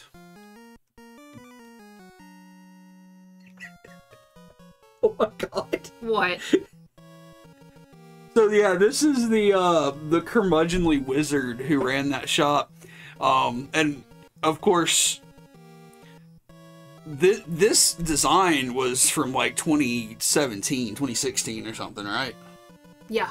Yeah, looks just like Larry David Mm-hmm. from Curb Your Enthusiasm, which we just started watching like a week or two ago. Uh-huh. So that's really interesting. I remember his brother lives out in the woods because he's doing Bat's tattoos. Like, she's working on the arm sleeve to chronicle their adventures. Yeah, Drulette has a brother who's like a really cool guy. You don't know what that is, do you? I don't think so, Okay, no. then don't worry about it. Alright, the potion shop is called Payless Potions, which is an inside joke because it's very close to the name of the pharmacy that Amanda used to work at. So our friend Amanda was just the shopkeeper there. Like, that's just Amanda. There's nothing fantastic about it. It's just her. She's just human Amanda. And she ran the potion shop. The shopping hag is the general store, and it's run by Merg? Margetha. Yeah, Margetha, who is a dwarven cat lady. Yeah, she's got like the Zelda Rubinstein glasses thing going Yeah, on. she got like a big beehive hairdo. She has a bunch of cats. There's cat hair all over her shop, and it's just like a general store. Bat was very rude to her. Because Bat is a dog person. Yeah, your character was very rude to her.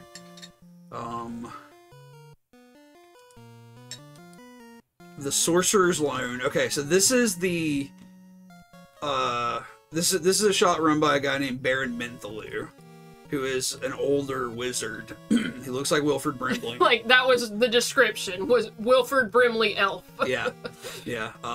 He runs the Sorcerer's Loan, and his likeness is really good, if I do say so myself. It's pretty decent, yeah. He runs a shop that loans out money to adventuring parties, and he's kind of like... he'll rip you off a little bit. And this last one here, okay, so that's the Yawning Portal, which is Durnan, and that's not my character, that's part of the Yawning Portal. I love this illustration. Yeah, like Durnan is like in the Yawning Portal lore. He runs the tavern in Waterdeep in the actual Forgotten Realms lore. Is there anybody else here? Cello. Yeah, so Cello.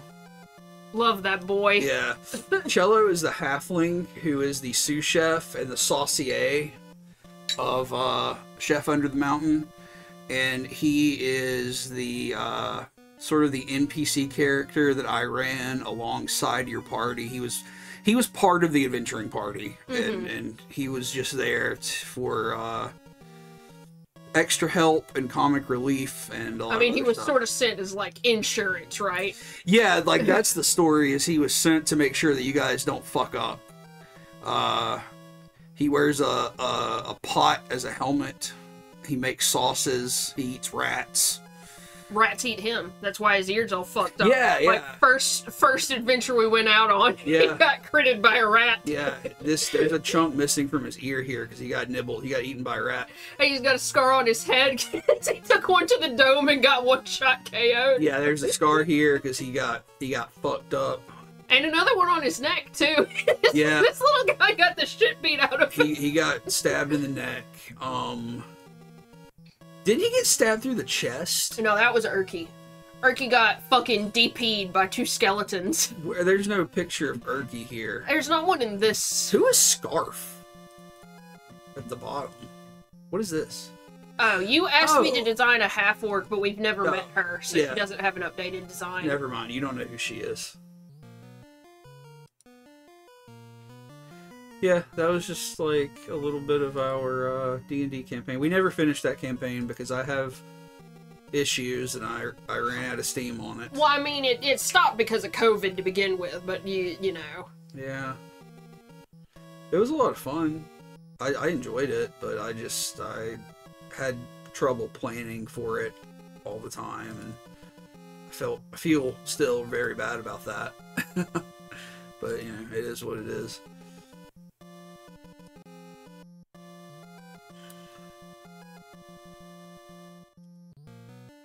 I do love those characters, though. Cello is incredibly fun. He's an incredibly fun little halfling. I adore Cello. I had a lot of backstory for Cello. I have a little, it's not a very good comic, but I have a little comic because one of the last things I found out about Cello was that he fucking speaks Infernal. Yes. Yes. Cello is full of surprises. Because my character is a warlock, so she knows Infernal as well. Cello's mute, though. Yeah, that Cello, Doesn't- he doesn't speak Infernal, he understands. Yeah, he understands it. And we also don't know that he is mute, because we mentioned that to Ariadoris, and she's like, he doesn't talk to you? Yeah, yeah.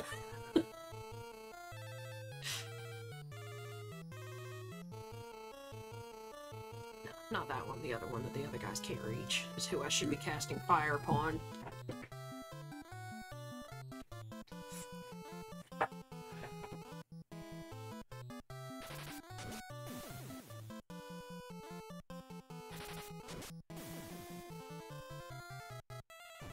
Did David's character carry him like a baby?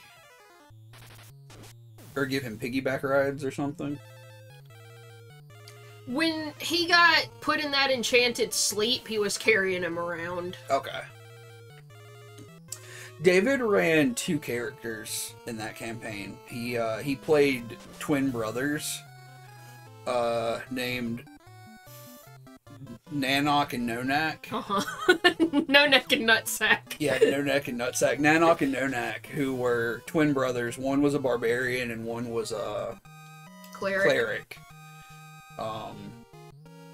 I loved them. Mm-hmm. They were wonderful characters. Like, thanks for sharing. Like, this is an Alcoholic Anonymous meeting. The Dungeons and Dragons Anonymous. They were really cool characters because Nonak was a barbarian and like very generic. Nanok, I'm sorry. Nanok was a barbarian and kind of very generic barbarian. I think specifically he was inspired by Drax from Guardians of the Galaxy. It's just very blunt. Inspired by Drax, was told to draw him looking like Jason Momoa. His name is Conan backwards. Yeah. I mean, it's David to a T. But then Nonak was a much different character. He was very brooding. He was a cleric. He had a facial scar. Yeah, he was sort of inspired by... Or is the character the Hound? Yeah, he was inspired by the Hound from Game of Thrones. So, his face had been burned. He had an affinity for fire. As a cleric, he used fire, but his face was burned. He had a history with fire that was never fully revealed. Tira says that your art is like a little treat, because we rarely get to see it. I need to share more of it. I would like You to do. stream it. Yeah. I got the brain problems.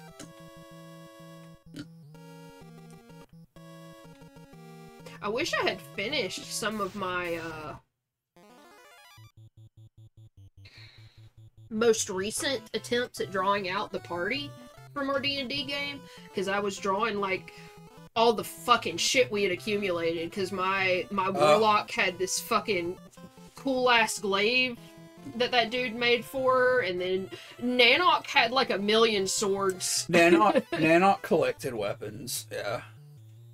Like, if you guys found a cool weapon and nobody wanted it, he'd just stick it in his bag, and like, he had like a plethora of weapons to choose from. We all need to be attacking the same. Also, there's Amanda's character. Amanda's character Yeah. was Amanda's character killed a child at a wedding.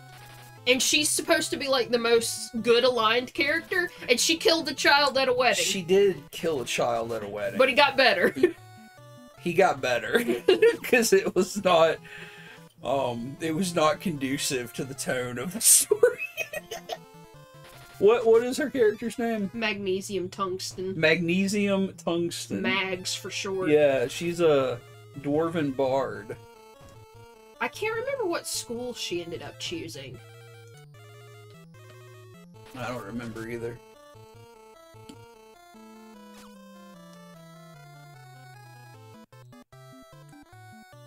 She also wore like a big 90s comedian suit jacket for a while. Yes.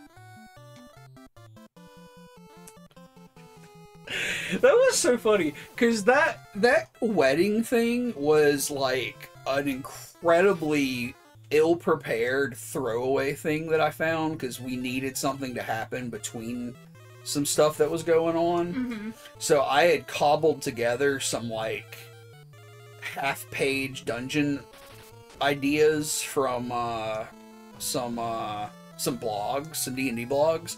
So it was literally going to be like a goofy one-off thing, and Amanda killed a kid. Mm-hmm.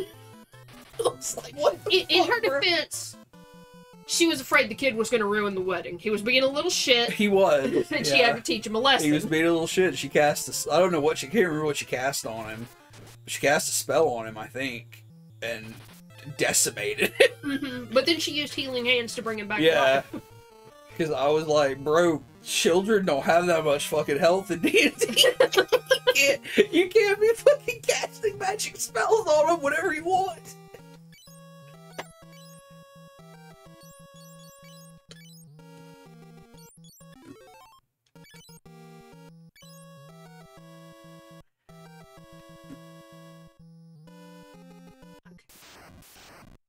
Take a step, receive a monster.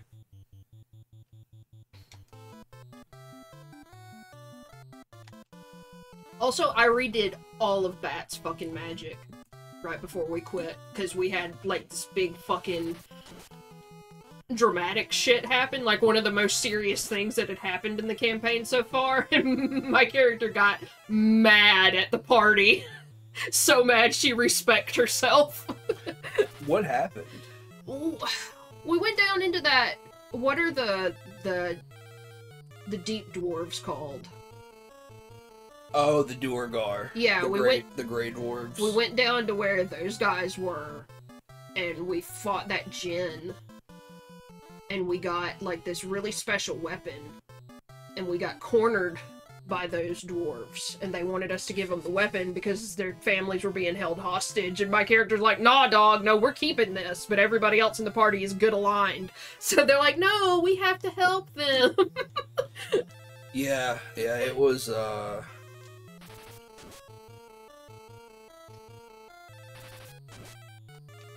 yeah, they were being extorted, or controlled, rather, by an unseen entity.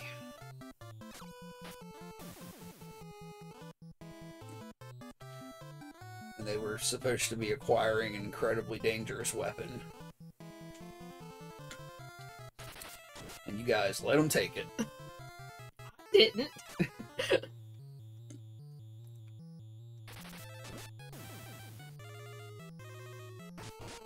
Like, I feel like I almost talked them into attacking.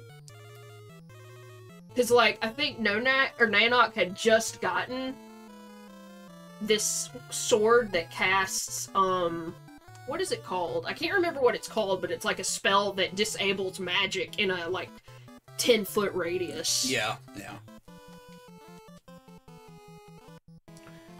Do you remember Nonak had that mace that was Yes, that leaked ichor. it was a skull. It was a skull on a stick that you could use as a mace. And it had some magical properties, but it constantly leaked a black ichor from the mouth of the skull. And he had to like wrap it in linen and stuff. It was like literally like it never stops. Like it never stops leaking.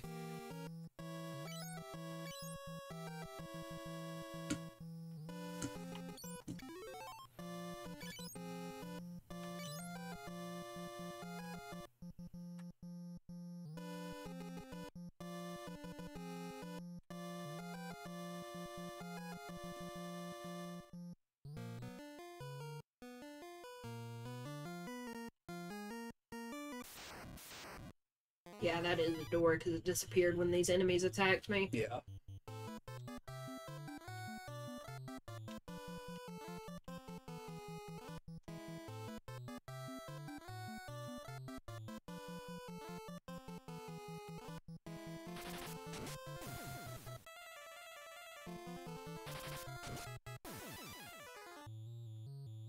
One thing I don't like about Dragon's Dogma is you can only have one file at a time. Really? Yeah, I just thought about that. Or I was thinking about it when I was talking about streaming it before I bought it again, because I knew I'd have to erase one of the files I had going. But now, Maximum, Clint, and the Drip get to live on, because I'm not playing on my PS4.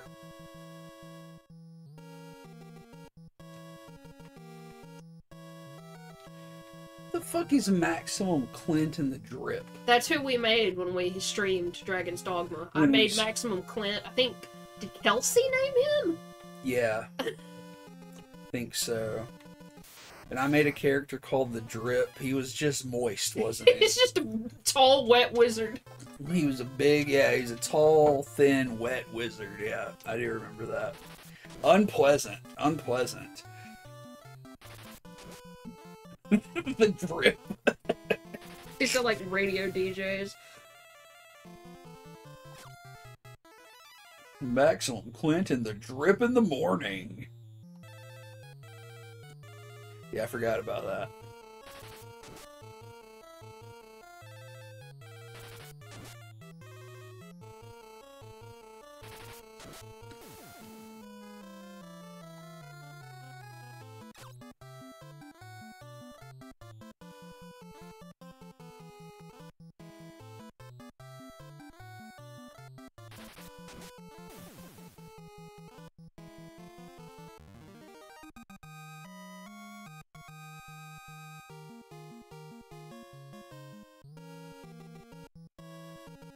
That was a very limited amount of space, and it didn't really show me. Okay, I didn't. Okay, there's nothing there, so there's no point in going down there.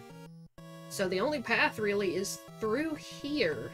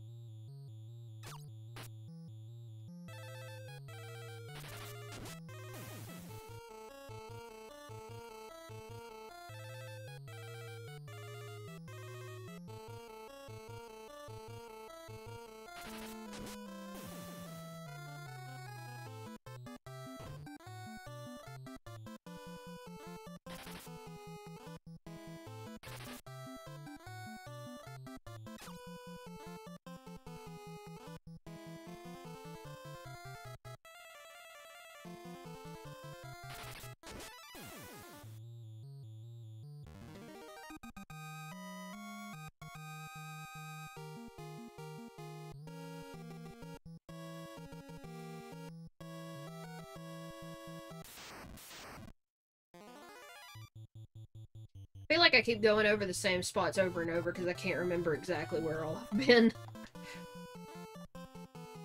No, not him.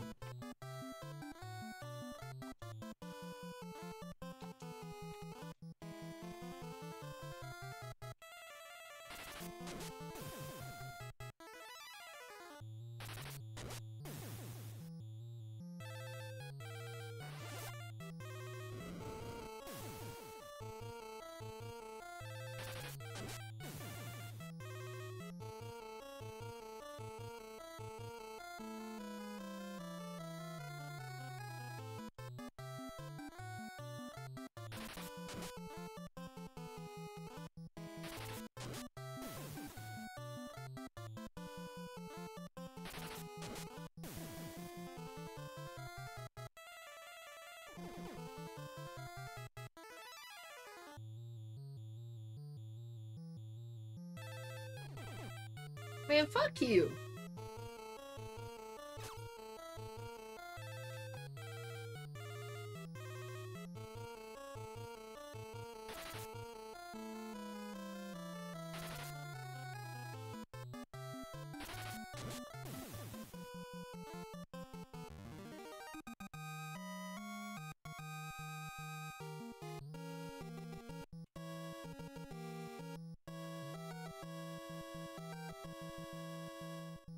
Yeah, I didn't go down here. I really wish I wasn't so intimidated by being a DM. Because, like, I have at least one idea for an adventure and one idea for a whole campaign. Say that again? I said I wish I wasn't so intimidated by being a DM, because I have one idea for an adventure and one idea for a whole campaign. Yeah, it's like... Like, I think I'm too much of a control freak to enjoy it. You know what I mean? Because, like, improv is what you gotta live and let live when you're the DM. Yeah. I mean, you gotta, like, understand, I guess, that what you plan... You can't plan... DMs plan, players laugh. Yeah. Like, you can't plan a story out in detail, you just have to plan the overall story beats. Mm-hmm. And then let the players, you know, you have to, like, guide the players a little bit, but you have to let them do what they want to do. I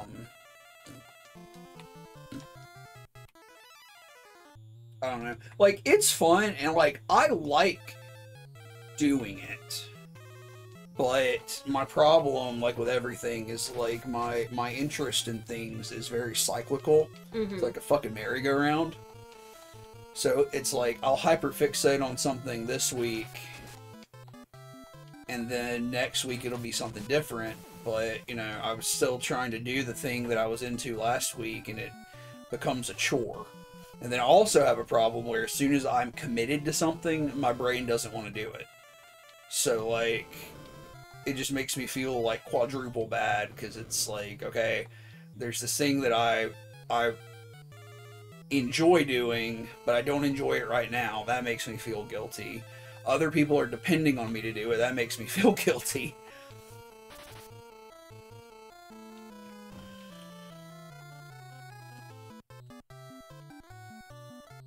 It's just like, I want you to be able to play. You never get to play. And I know a while back, Tirith was expressing an interest in dipping her toes into RP.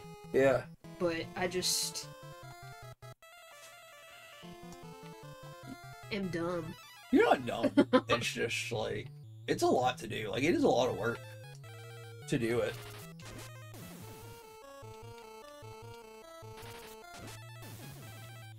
Because, like, you know, as a player, I mean, you know, there's a lot of work you can do. Mm-hmm. In terms of, like, character building and stuff. But all you really have to do is keep up with your stats. Yeah. And, you know, it is, you know, your job to play a consistent character faithfully. But between sessions, like, you don't have nearly as much to do.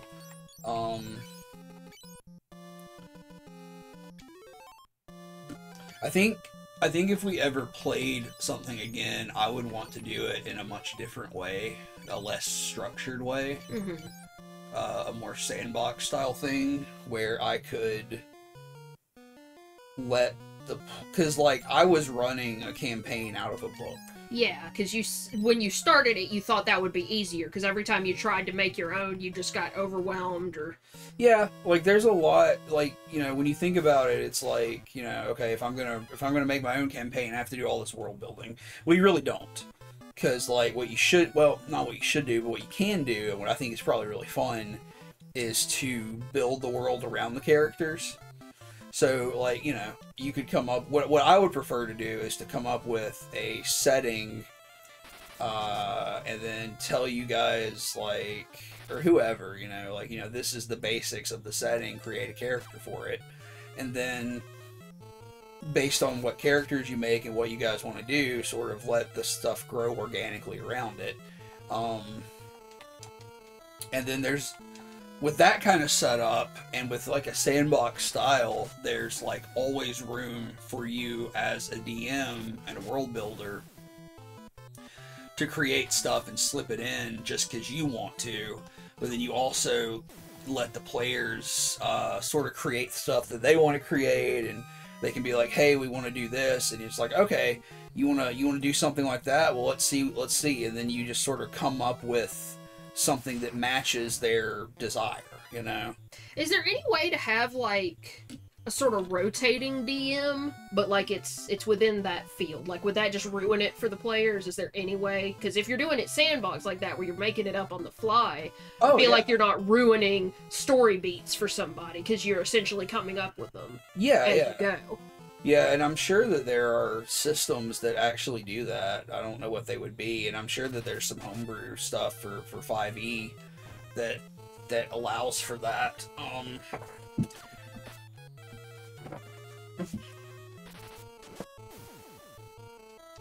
I also periodically get obsessed with the idea of making a tabletop world, at least, you know. Yeah. Like the mechanics part. It appeals to me, but I know it's where I would lose steam, because I just like coming up with concepts most of the time. I think about that a lot, because there are several story ideas that you and I have had that I think would work very well. Yeah. As tabletop settings. Neon Dungeon. Yeah, it would really work. Neon Dungeon is the main one. And it's neon fantasy aesthetic, so I feel like Tirith would love it too. Yeah. Because we talk about how underutilized that is. Yeah, like that's an old idea that we've had, and it's tailor-made for tabletop stuff.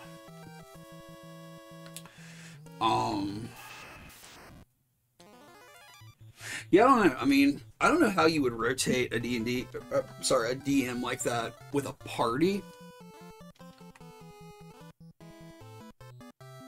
Tier says Ghost Meet Discord RP. I mean, I think that's Ghost Meet Discord RP or cringe. I mean, I feel like that's doable. I'm not very familiar with RPing online like that, but yeah, like we had just started to use Roll20, but like we were still using that in person just to better keep track of stuff. Yeah. But this is, I mean, this would be more like, you know, messenger based and stuff. I don't know what that looks like.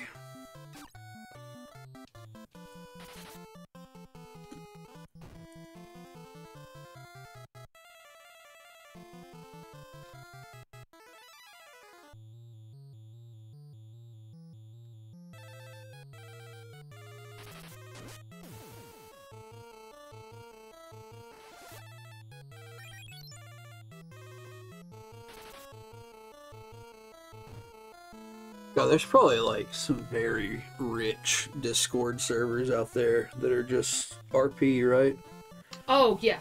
Because, I mean, I know, like, you know, before this, you know, forums and stuff, there were tons of stuff like that, but, like, yeah, I bet there's some really wholly realized worlds taking place in Discord RP, which is pretty cool.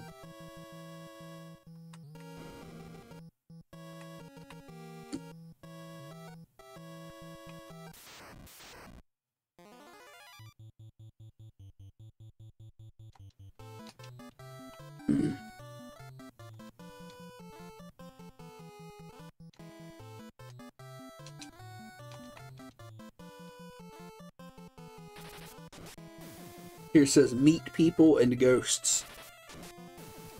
Meatlets and ghostlings. Meatlets and ghostlings. Are you a meatlet or are you a ghostling?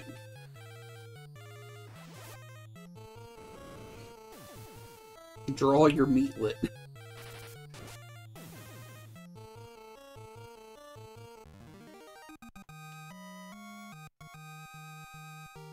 Can we pick a faction for fun? Yeah. I'll set that up.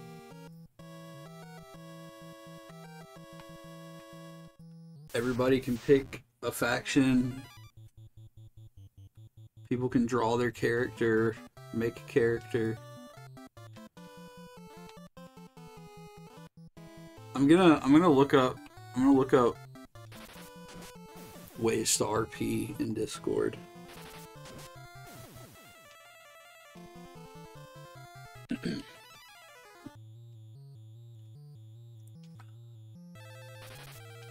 I just also feel like doing a full, like, you know, with, you know, not that we have a ton of people in our Discord, but that's a lot of people to manage. So I feel like you'd have to start small. Yeah. Rather than going ahead and jumping in with, you know, that many folks.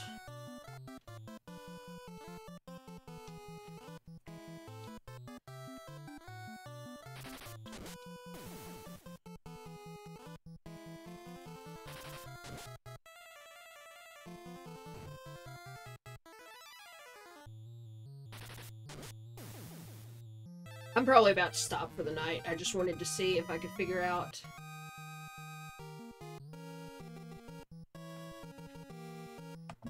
where I needed to go before I quit for the night.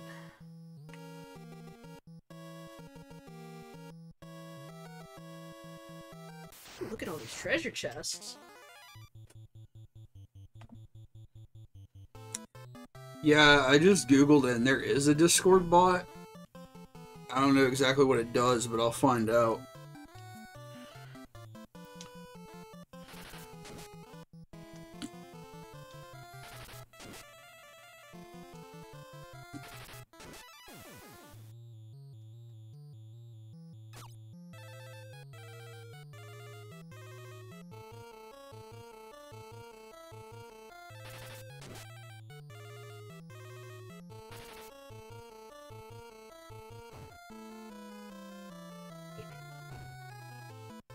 Poisoning me.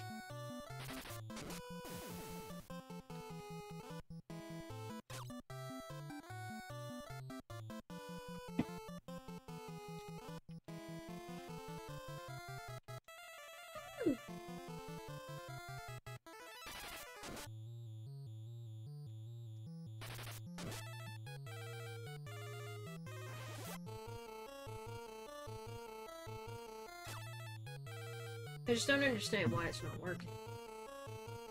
What's not working? The heal. Oh. Because, like, it'll work outside of battle. Just not working in battle. And it was working in battle earlier. Hmm. So, like, all I can assume is that it's a level thing. Like, the... whatever that's being cast is a higher level than my healing spell.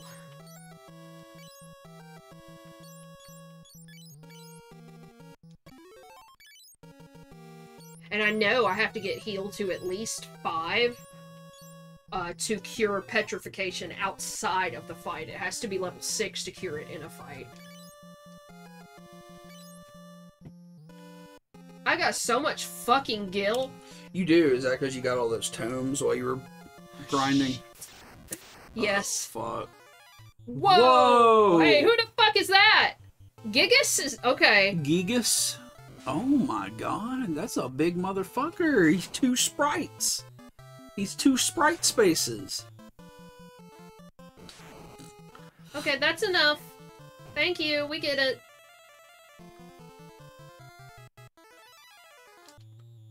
Let's take care of this guy first, because he's gonna be a real fucking pain. Why don't we berserk you? Berserker. Should probably... My love for you is like a truck berserker. Would you like to making fuck berserker?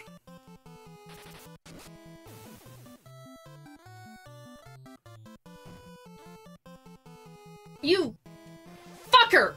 Oh, Gordon. That means I'm gonna waste that fucking MP.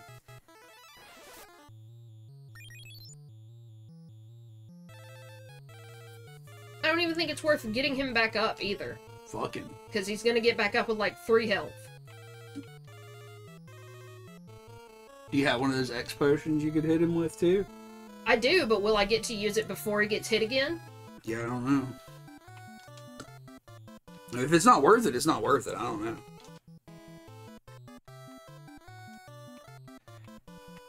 And like I said, I read you can't target a dead person, but I tried it today and you can. So I don't know what the deal with that is.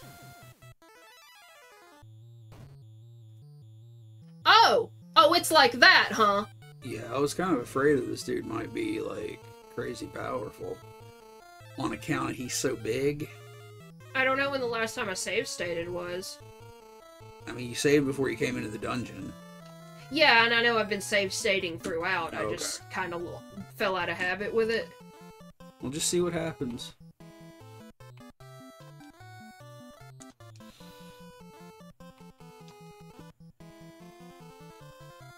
Did this hurt him or heal him? I can't remember. I think it hurt him. Oh, good job. Good job, Furion. Oh my god. It's not hurting him a lot. Yeah, this is crazy.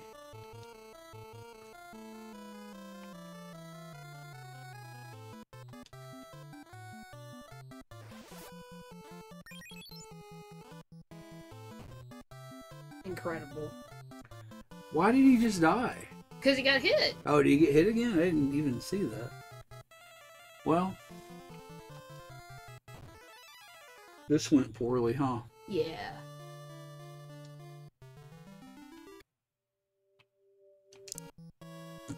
Oh, back here, huh?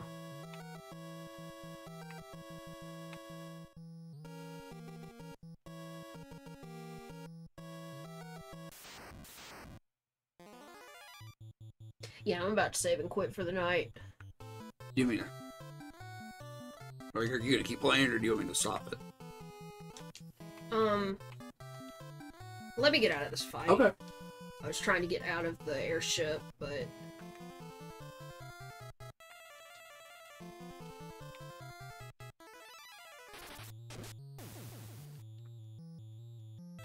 Oh, God, I'm so glad tomorrow's Friday. I'm so tired.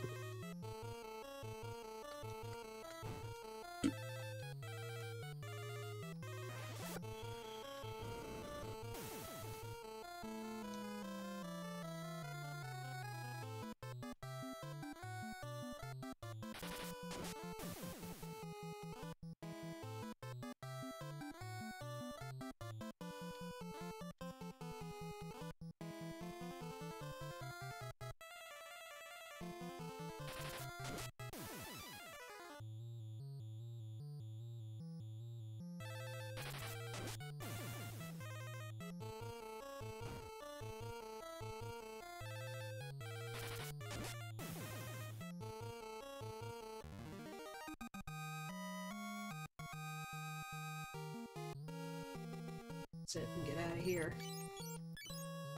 Alright. Well, much appreciated Oh, you can't warp out of here. for everybody that hung out tonight.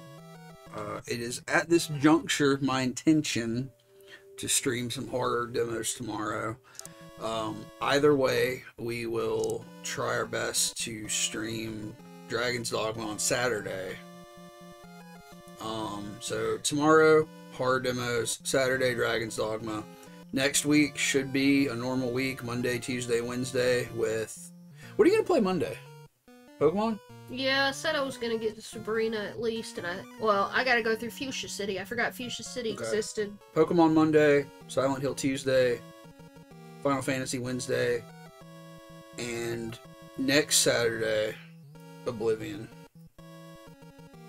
That is our goal right now. Oblivion next Saturday. Long stream of Oblivion. So we will see everybody tomorrow. Goodbye. Bye.